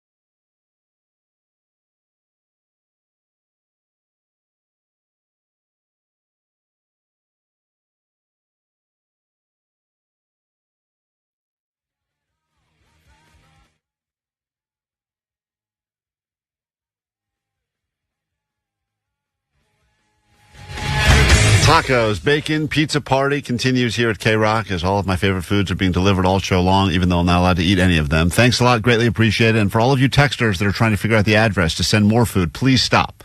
Please stop sending food here. Excuse me. Don't stop. I'm leaving in an hour to go to the surgery center. So at that point, you can send all the food you want. But stop, because Jake brought his own roll of tinfoil from home. A whole roll, by the way, to wrap not up just a little all bit. the leftovers and feast for weeks. For a week. During that break, he was like, I'm so full. Yeah, thanks a lot, guys. Stop.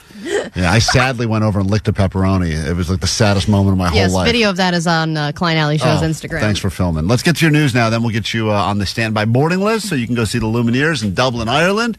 That'll all be happening after this. Grab your Adderall. It's time for ADD News.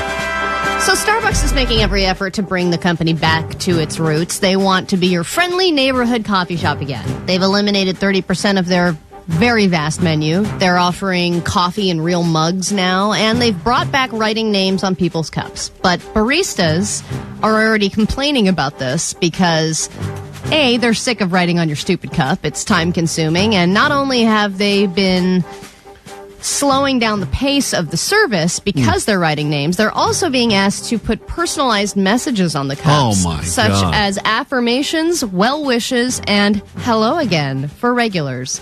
But baristas are saying that, not only is it making everything slower, customers are now complaining because they think the baristas are flirting with them. Oh, really? Yeah, it's like hello again, and they're like, what? Why are you writing on my cup, you weirdo? I thought that's the Trader Joe's approach. People like to feel like they're being flirted with. Isn't that I think so, too. I mean, if you're going to be a friendly neighborhood coffee shop, don't you feel like you have a chance with the barista? I feel like it's one of those things which probably depends on the gender, in the sense that if a woman working behind the register at Starbucks wrote on my cup, good to see you again, winky face, heart, I would be like, whoa, I think she's into me. I got to go back to this coffee shop. But if the same thing that happened when a guy would do that to a woman, she'd be like, all right, take that hot coffee, throw it on his face. Be like, leave me alone. I'm going to write a strongly worded letter to your manager, you pervert. All right, so it's funny how people were so afraid of getting poked with a vaccine, but when you're getting poked in the face by Botox or poked in the butt by Ozempic, it's totally fine.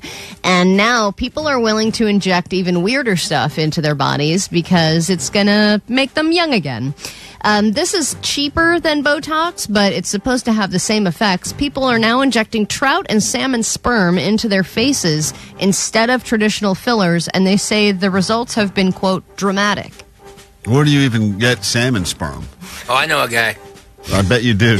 You got tinfoil for that, too. I bet you do know a guy. How does someone even learn that that's good for your face? With all this stuff, I guess it's by accident, right? I mean, Viagra they discovered by accident. Weird kink. Yeah, if someone was doing something really kinky, and I'd be like, by the way, your skin, you look great. You look like you've lost 10 years. Well, it must be all the salmon sperm. So yeah, I understand. It's funny, though, that we eat salmon eggs but inject salmon sperm. But is this like a real thing now, or is this like a trial thing? I mean, has this gotten mainstream yet? Like, could I call a place in Hollywood and get this done? I don't know about that, but people more often are using these skin boosters, such as polynucleotides that are simulating Botox, and they're strands of DNA that are injected into the skin, sending signals telling the body to regenerate healthy cells. So it's kind of like what that rich old guy's doing on Netflix. The guy wants to live forever. He's doing blood spinning with his son. Yeah, they're youth chasers. Right, so they're chasing youth by putting sperm of salmon into their... I think I'd rather look old. You look really great today. Thanks. I have salmon sperm in my body. Thank you. I was bukkakied by a school of fish. If you want some financial advice, you can listen to our show Millionaire Omar, or you can listen to Mark Cuban. This is the newest piece of advice that he has for anybody who's trying to make money, and he's obviously someone who's invested wisely. Yes, he's invested in a lot of businesses that have failed, but a lot that have succeeded. And he said, also not only invested, though, this guy is a workhorse. I mean, this guy works his ass off. He does.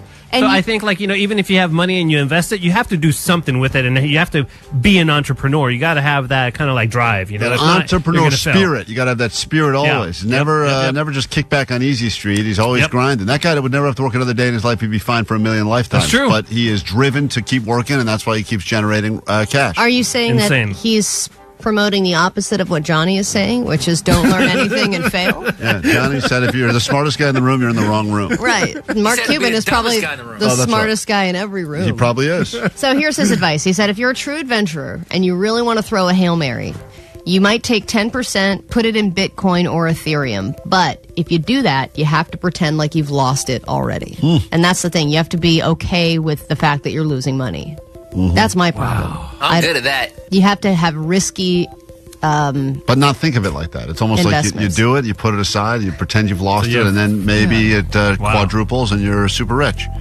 Hey, we get into a brand new hour of the show next. The first thing we do is give away some tickets to see the Lumineers right here at KROQ in the helpful Honda sound space. Plus, put your name on a standby list so you can see them again in Dublin, Ireland. You want to call now, 800-520-1067, caller 20. We invite you on the show next.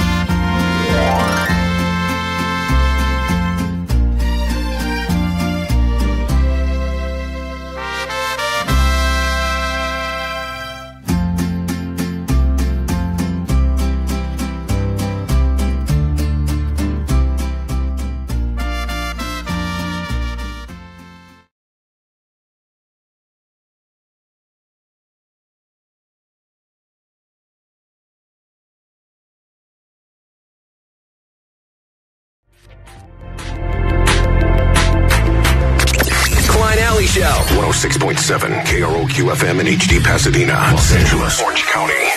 This is the world famous KROQ.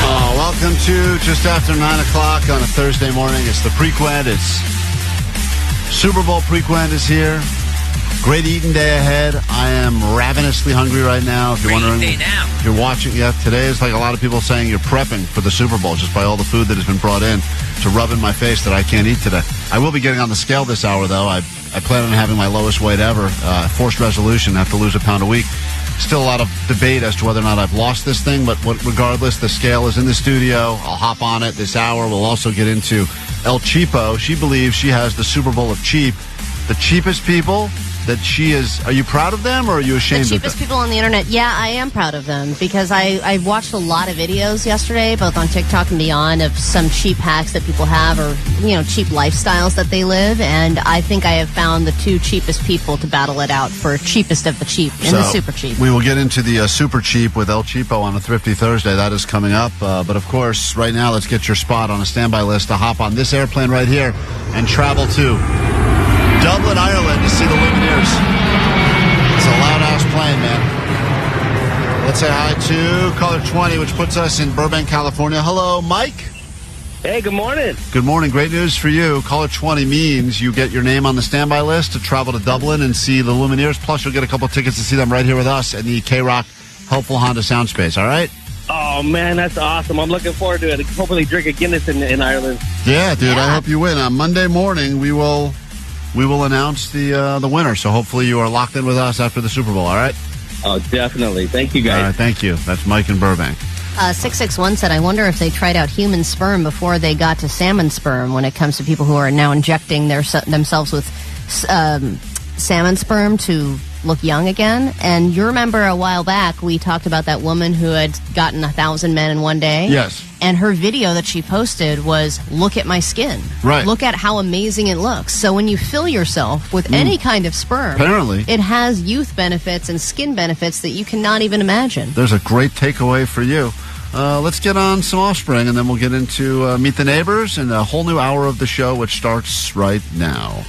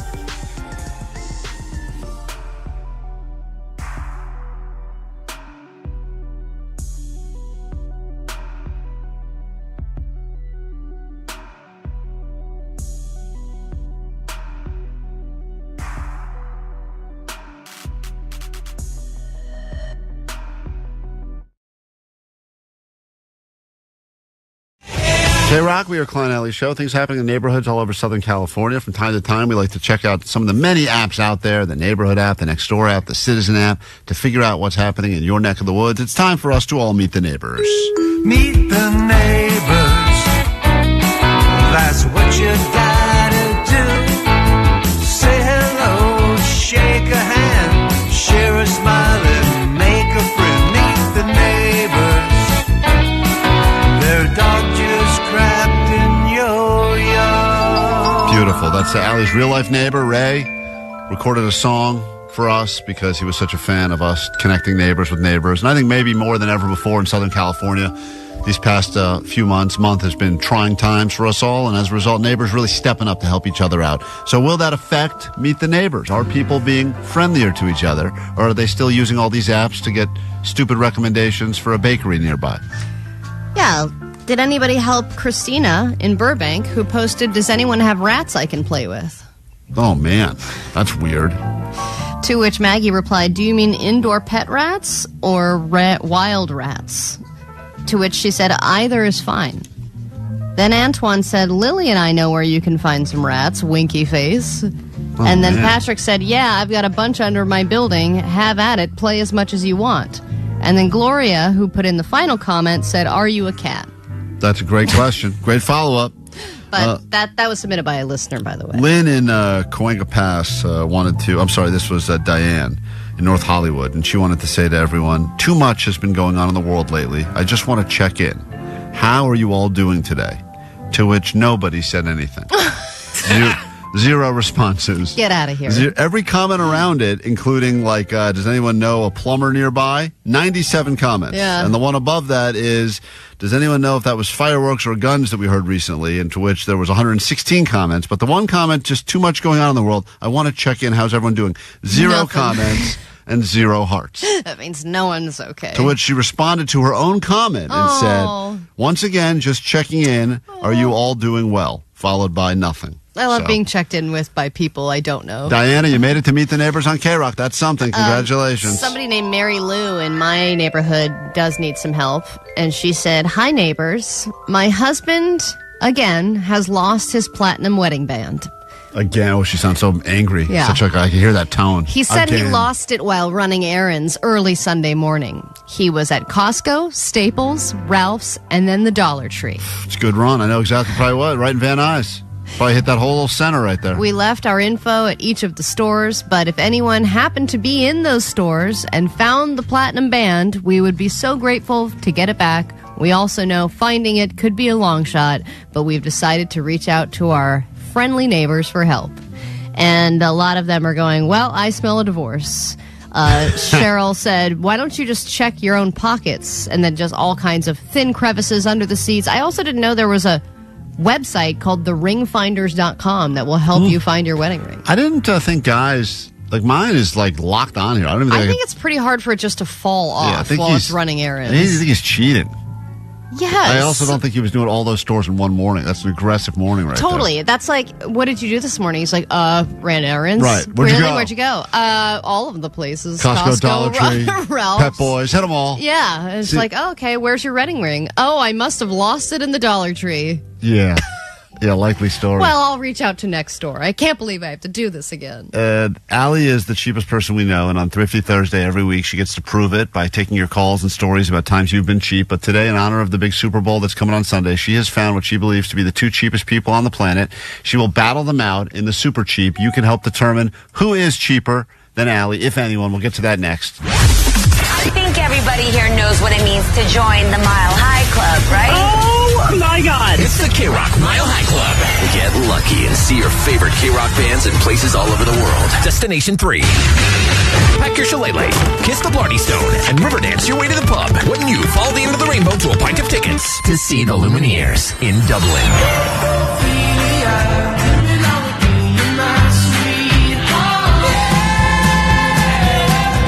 All week can instantly win tickets to a private show with the Lumineers in the intimate, helpful Honda sound space. But they're a good band. Please welcome the Lumineers, everybody.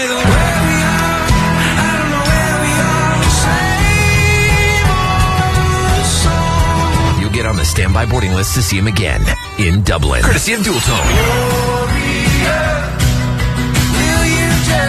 sad. This is Wesley from the Lumineers on the world famous KROQ. From Monster Tour Water, straight up water, nothing else. Visit monstertourwater.com to find a store near you.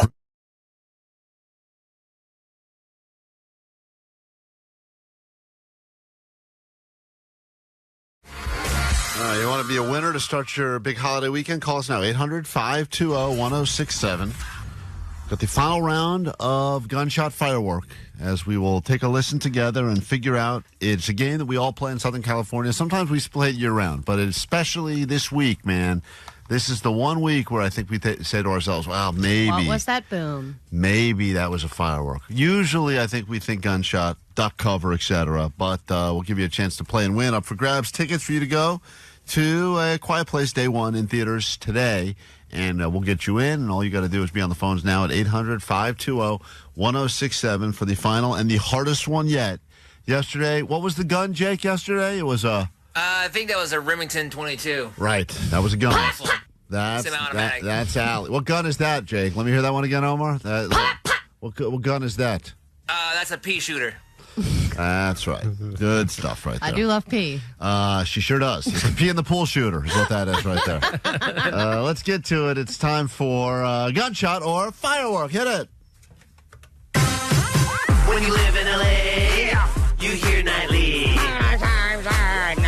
Not that. That's just Ali. Just Ali. Here at KROQ, talking about the sound that happens on your block. Firework or gunshot.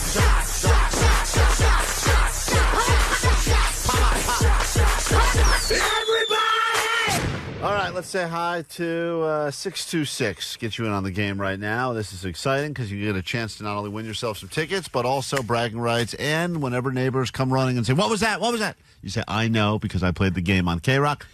Daniel, you ready for this? Yes, sweet dibs, guys. Sweet dibs. Listen closely. You only get it once. Need an answer quickly. Everyone can play along, and here it is. That was fireworks. Confident. With confidence. See, sometimes it's how quickly they come. Other times you wait for something. He says fireworks on that one. With confidence. You know the difference, huh?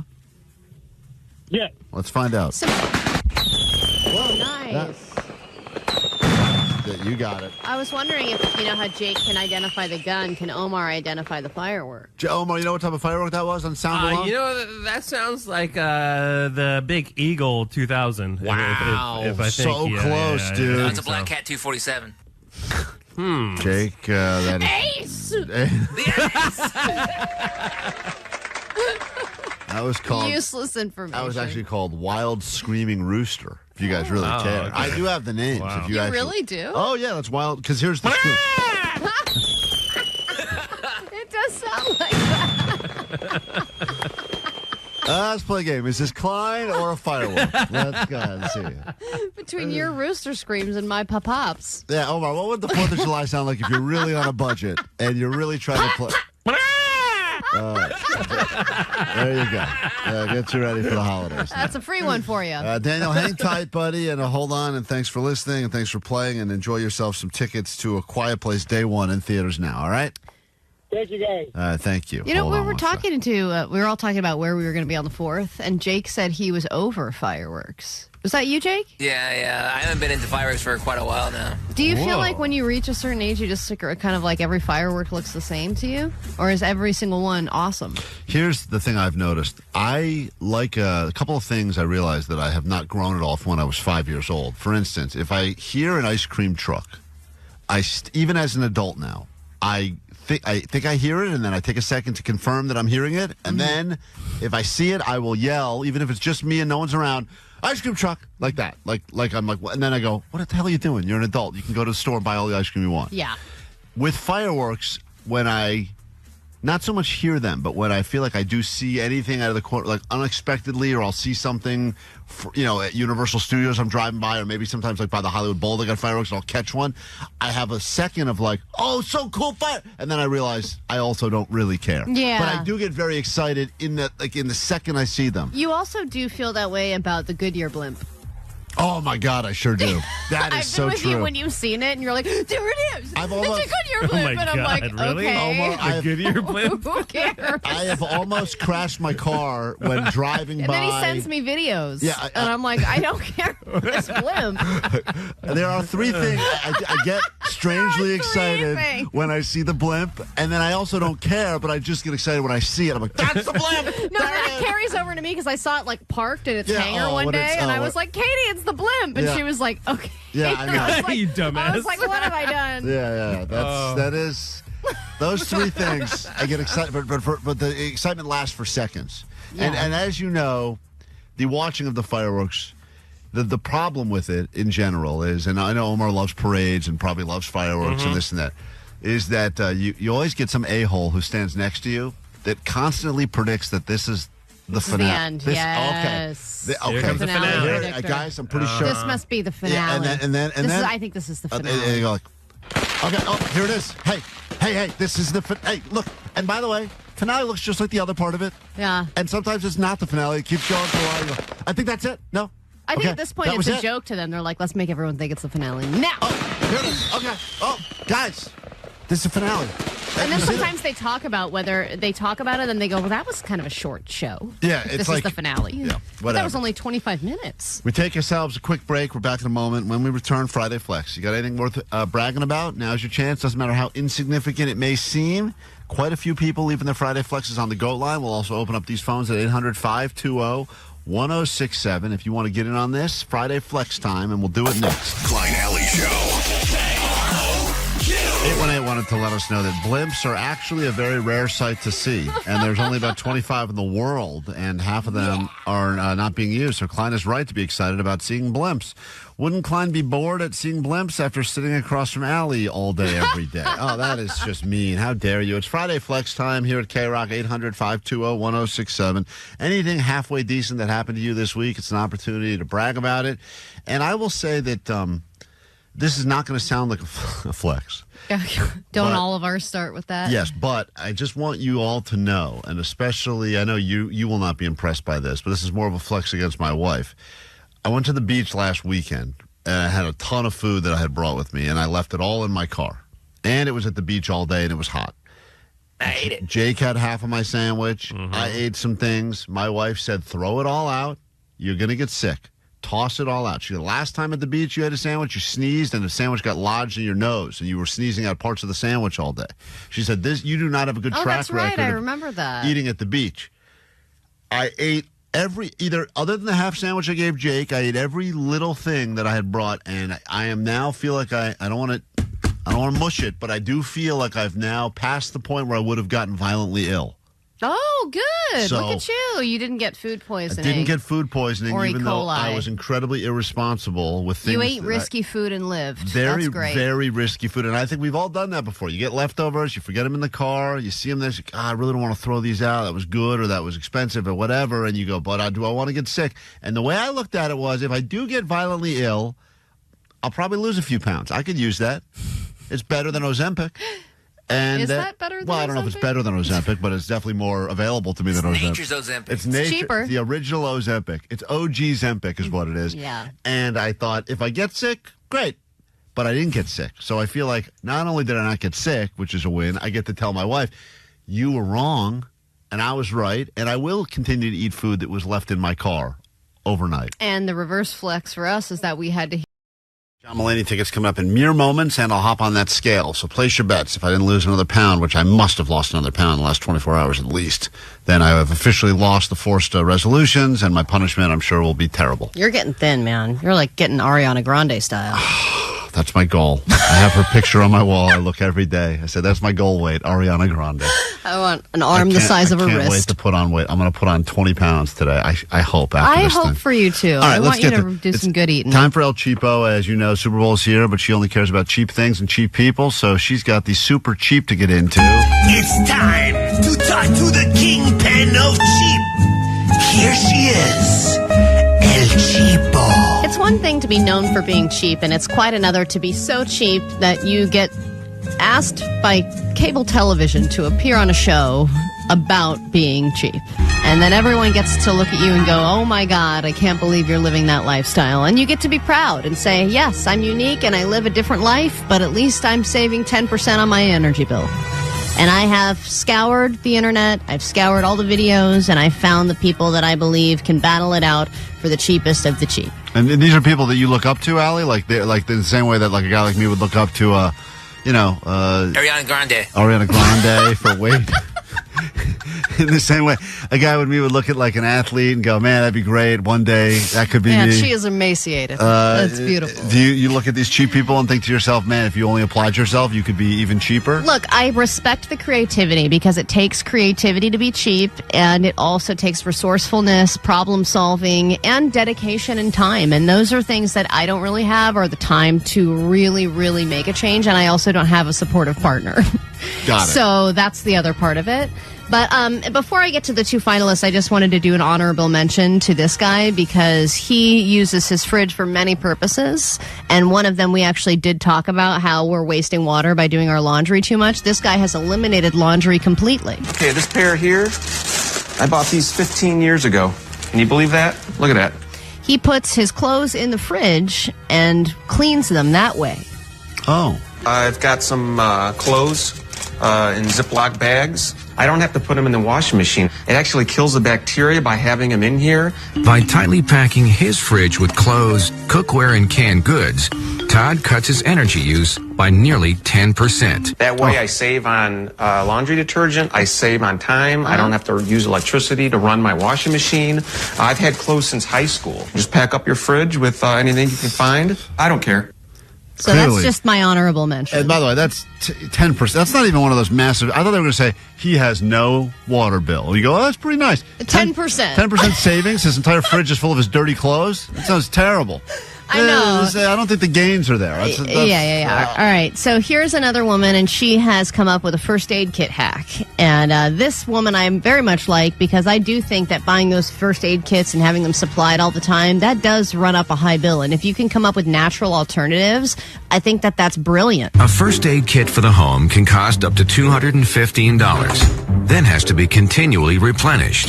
Take the pickle, place the pickle on your skin, tape it down. Oh, my God, damn. Pickles are her solution for every medical problem, and I love it. So, first of all, I don't know a lot of people that are buying first aid kits. First aid kits are free all over the place. You just have to open them up and take stuff out of them. But she talks about that because all the time you have to buy a random cream for this, a pill for that. And she's saying all of that adds up. And if you just buy a jar of pickles, you've got your problem solved. It doesn't matter if someone gets stung by a bee, breaks their ankle, has an allergic reaction, just a pickle is the solution.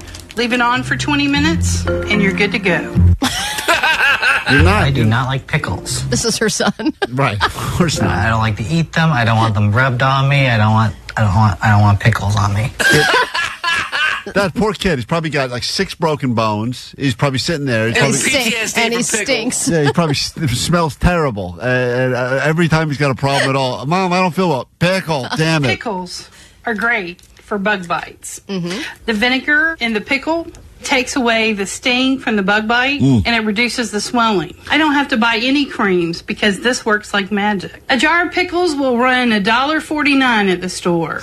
As long as you place the pickle back into the jar and it's got access to vinegar, you can reuse this over and over and over. This is Allie's future. That's right finale here. number 1. And I bet you Allie would, after years of using the same pickle to treat a bunch of weird rashes, she would probably go, you know what, I feel like a pickle. A pickle. And she would eat that put them right on your sandwich. All right, so that's contestant number 1 in the super cheap. Contestant number 2 I chose because she has found a very creative way to throw a Super Bowl party. And there's a few things that she's doing for this. And I think all of them are honorable. And I think that she could be the favorite in this super cheap. With the dishwasher reaching a temperature of 170 degrees, the lasagna will be fully cooked in 1.5 hours. So she's doing a lasagna dinner for everybody who's showing up at Super Bowl, but she's able to wash her dishes in the dishwasher and cook her lasagna. Without using the additional gas of an oven.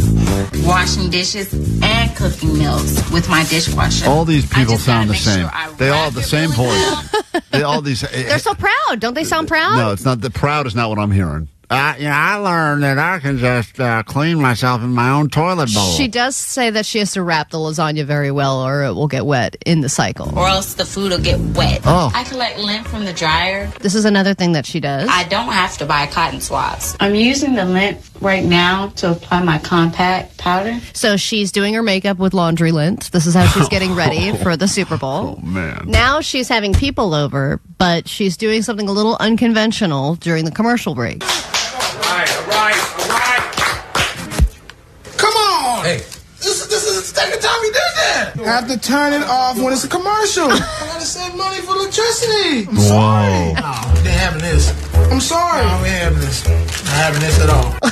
So wait a minute. Then they have people over, her and her husband and family. Save power. They turn off the TV during the commercials. Yeah, how do they know how long the commercials are?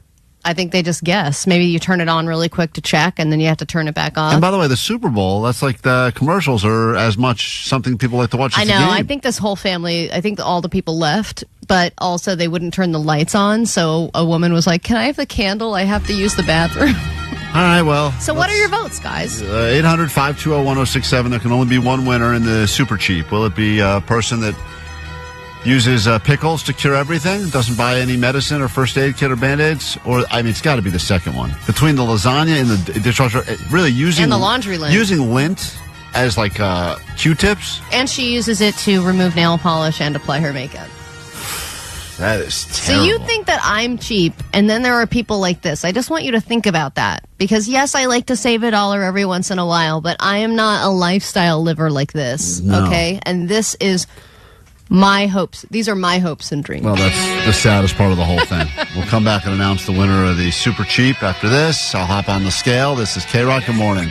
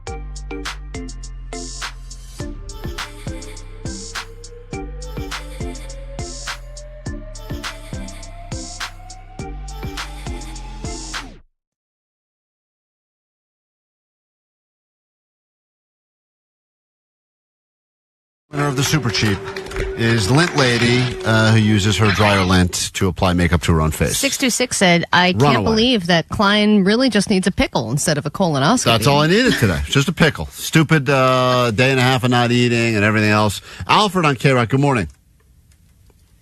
Alfred. Hey, Klein. What's up? They messed up with your little first resolution. You should only be losing a pound every 2 weeks. Losing 52 pounds a year, that's impossible. I agree. It's impossible. I don't like this forced resolution any more than you do. I'm stuck with it. They set you up for failure, my boy. I know. We didn't set you up. The wheel did. The wheel set me up for failure, but that's the idea of the show. If you're new to the show, the idea is we all set each other up for failure on a daily basis. People can lose 52 pounds in a year. Bro. Yeah, actually, losing 1 pound a week is actually deemed healthy. Manageable. Yeah. It's manageable, Omar, if you start at 500 pounds. I didn't start. I started already at the lowest weight I had been in a while. What the goal isn't to get down to 0, man. Yeah, you should have started fat, dummy. Well, I didn't know this would be my... I didn't know this would be my forced resolution, guys. Yeah, Wait, yes, you did. You knew it was going to be your forced resolution before you weighed yourself. You should have planned it out and gained weight. You even said that. You said I should be carb loading right now. We said, yes, you should, and then you did nothing. My biggest mistake was that I took off my pants, and I got really down to nothing when I weighed myself, and then I kind of got all that extra clothing weight, which I could have used, smart over the weeks. I should have come in for my first weigh-in with all my stuff on. You should have used smart. I should have used smart. I'm barely. It's your turn to speak at UCLA. I'm barely hanging on. You are. Johnny, get in here. We got to film this. My big weigh-in now. So it's got to say what, 172, or I'm out. Yeah, 172. Jesus. I think this is pointless by this point. It's not pointless. Yeah, you lost. I think that if he's 172, he's redeemed. I do think that the snafu with the scale was unacceptable and ridiculous, but if he can pull it off right now. No, you're just feeling sorry for Mally because he's all hungry and I know, I do. I mean, I just see the clothing. Don't let that cloud your judgment. The clothing is draping off of him, Klein. Yes. I just got the number. And I feel Johnny saw it too? You saw the number? Whose scale is this, by the way? Johnny filmed it. We were using the Jake scale again. We're back to Jake's propped stupid up against scale. the wall. I thought it was all busted It's up. propped up against the wall. Is it on normal ground? Yeah, it's on normal propped ground. up against the wall. It's the only way it works. It's the only way it works. What kind of anti-gravity thing are you doing to get... That is such BS, dude. It works fine if you just lay it on flat ground. It's on flat ground, Jake, but your stupid scale, for some reason, it's got to be against the wall or else the number gets all weird and jumps 40 pounds at a time. What? I'm telling you. The scale Shenanigans. I smell shenanigans. The scale just said 171.6 pounds. What? Oh my God, you poor little thing. So I'm just letting you know now. This will be. I plan on after Super Bowl. I'm eating a lot on Sunday. I'm done. Like I will quit. Then you quit. Then I'll quit the forced resolution. Okay, great. If no one loses, but Omar. It's been a week, and I haven't heard you bring out your own. He has to do a performance tomorrow. Are you doing a performance? You have a new song? Twinkle, Twinkle, Little Star. You did that last week. The Omar remix. I'll put some beats behind it. No, unacceptable. You can't do that. You have to be learning your instrument. There's no way I'm going to learn anything new before then, so. Well, then hold on. Wait, you can play it better, though. Yeah, maybe he can play it better. I'll do that. I'll play it better. He couldn't play it worse, that's for sure. All right, we'll get to your takeaways from today's show after this. I'm starving.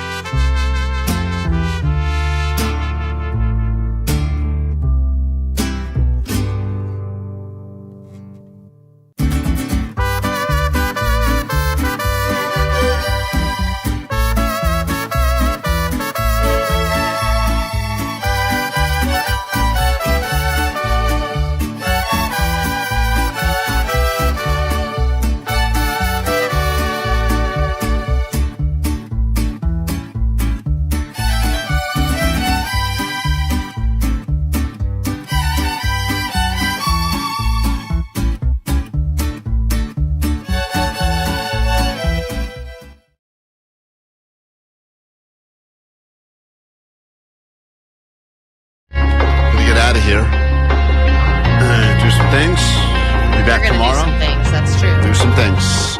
And if you're new to the show, or perhaps you don't listen yet, or you're not sure about us, that's fine. That's all fine. But I just want you to hear what this one caller had to say earlier on the GOAT line, because I think it really sums up the show that you've decided to spend a little bit of time with today. All right, so listen. Yeah, Klein Alley Show. I just have to say, Klein coming into do the show, and he has all this colonoscopy stuff going on, is freaking amazing and legendary. And the fans, the listeners, we freaking love you guys. You guys are amazing. I remember Allie, she was like sick, she had all this stuff going on, and she was still like coming, giving us a show. You guys are the best. So, as a fan, as a listener, I just want to say you guys are the freaking best. We love you, and we see, like, you guys are like the freaking Kobe Bryant and Michael Jordan equivalent, but in the radio. Like, you just give us a show every single time. It's amazing. Always deliver. You guys are the I love you. All right, have a great day. Love you, too. Thank you for saying that. We don't believe any of that is true, but thank you anyway. Please go out there, spread the word, grow the show. You can check out the podcast, download that as well, subscribe, comment. It's all very helpful wherever you get your podcasts. Search Klein Alley Show, trying to really boost those numbers up, so now would be a great time to listen. Even if you listen daily on the radio, we'd love you to listen and download that as well. All right, takeaways, what do we got? 818, my takeaway is Jesus and avocados have that Super Bowl money. Man, they sure do. I don't know what's going on in that world of avocados and Jesus, but there's a lot of money there. 626, my takeaway is Alexa, play fart noises. Yeah, it's one of the best things. Someone said earlier when Omar was saying that, their Alexa kept doing it, and they wouldn't stop. Yeah, it's great. Omar set off a bunch of Alexas farting this morning. 562, my takeaway is gingers don't remain silent. And 510, my takeaway is you can say pussy-ass bitch on the radio. For example, Klein is being a pussy-ass bitch. Whatever. He is. Hey. If I don't make it through this procedure later, that'll be the final words you said to me. So nobody has ever died from this at all. Don't you mush that, dude. No, someone's died. Go ahead and confirm that. No, people have died. Allie was sending me links all week of people whose colonoscopies went bad. People died. Yeah, but it was like a random, like they had some random blockage and then boop, they died. Yep. But I don't think it's very common. Boop. That's it. That's what the doctor says. Just remember, boops, they die. Vanessa, send me thoughts and prayers and good vibes. Bling, bling, bling, bling, bling. Good vibes. Thank you. Appreciate it. What's your takeaway from today's show, Allie? My takeaway is that chicken videos don't just happen overnight. No, they do not. Careful planning. If you missed that part of the show today, please, I never beg of you, please listen to Johnny giving us a guest lecture to UCLA students. It is really the dumbest thing you've ever heard, but you have to. Question your ideas of humanity. Jake, you got a takeaway? Yeah, all you need for a kick-ass Super Bowl party is some jambalaya and mayonnaise salad. That's all you need. Omar, takeaway? My takeaway is that you should have used smart. I should have used smart. It's my own fault. Have a great day. Thank you for everyone who delivered food today to rub it in my face. Thank you all. We'll do it again tomorrow. In the meantime, Omar, take us out. That they feel that that you know they feel that 106.7 KROQ. KROQ. Klein Alley Show.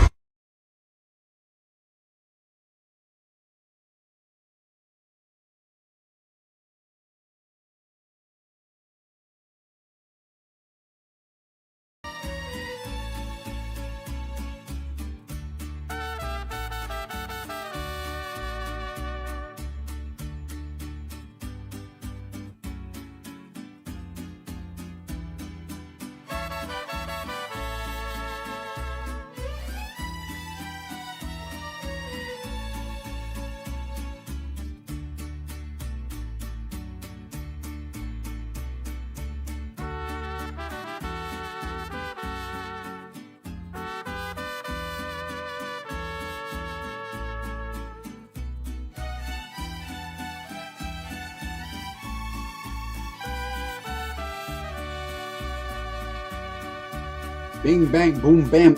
Bing, bop, boom, boom, boom, boom, bam. Kind of shit wouldn't understand. Kind of shit about you wouldn't understand. Because I got a video now with Jim, and we're doing a bing, boom, bop, boom, bing, boom, bop, boom, boom, boom, bam. The type of shit you wouldn't understand. Tomorrow we're full of segments. Today, we're full of segments. All right. Good morning. What up, bitches? All you internet people, how are you? America, welcome to the KROQ Studios. Today I am joined with Vanessa Garcia, the proud producer of this show. She is the best producer we've had in a long time. And oh my Say God, more, she's the say best. more. She's great. She likes to play volleyball. Oh my And God. I ride don't like rollerblades and loves her family. And oh my God, she's the best. I was gonna do it. You thought I was gonna do it, huh? You thought I was gonna do it? I was gonna do it. Bing, I'm bop, gonna- boom, Let's boom, do it. bop. Let's hit him with it. Ready? Bing, Bing, bop, bop, boom, boom, boom, bop, bam. bam. The type of shit I'm on, you wouldn't understand. The type of shit I'm on, you wouldn't understand. It's crazy that they invited Johnny to UCLA and they didn't even ask me. Thank you, Celsius. Ooh, okay. That I'm was the the first smart one. of the show. Just kidding. That It's was the not first me. one. We got a feeling it was Who's coming. the smart person? Somebody had nothing to do with smarts. I'm just responsible. Smarts doesn't get you anywhere. It's all Well, confidence. Good thing we're all not smart at this. Yes, that was actually facts, bro. I ate so hard, literally saying I was like, Did he eat?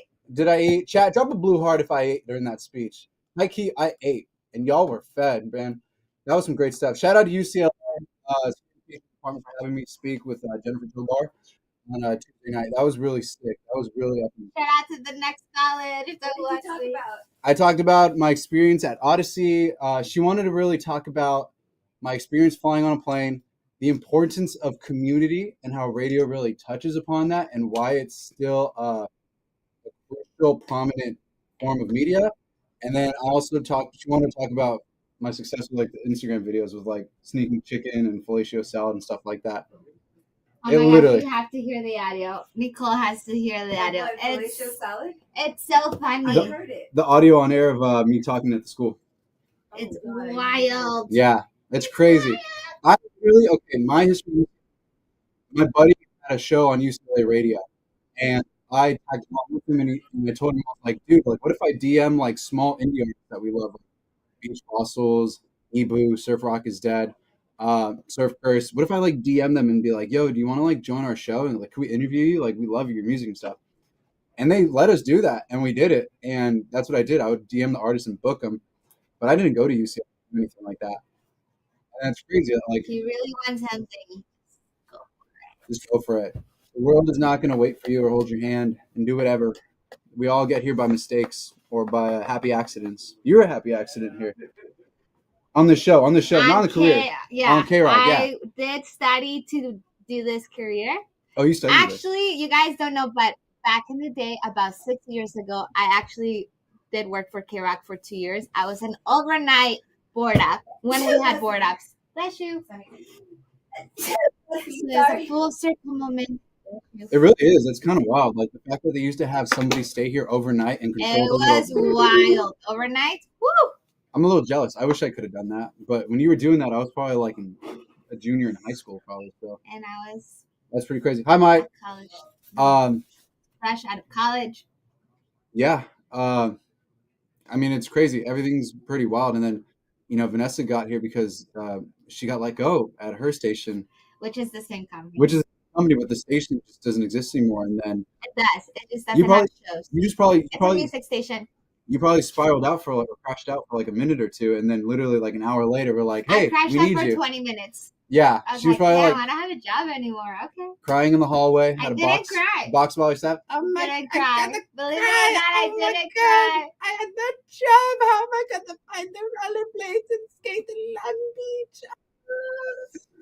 But luckily, right away, we had got rid of a trash ass producer that we had before, and we luckily had like 3 people after our last one that was great, and then we had 3 interim ones.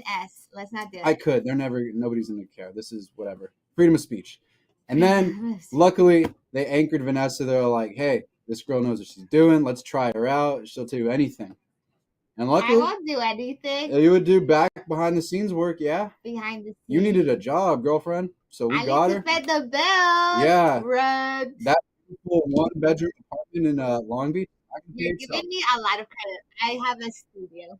She has a studio. Well, they didn't have to know that, and you just blew it. Everyone knows. We talked about this, remember, when we were looking for roommates? Yeah. So. If you know. Oh, look at they call us Vajani. This is the one day I have the shadow. Jova. No, not Jova. Janessa. I like Vajani. Vajani's funny. I like it. Vajani, yes. Giovanni. Yo, blue hearts if you like Vajani. Yellow hearts if you like Joe Nessa. I'm talking blue hearts in the chat, bro. That's actually fine. I'm saying this name Smash Up is not good. Oh, guys, go Vajani. Look at Vajani.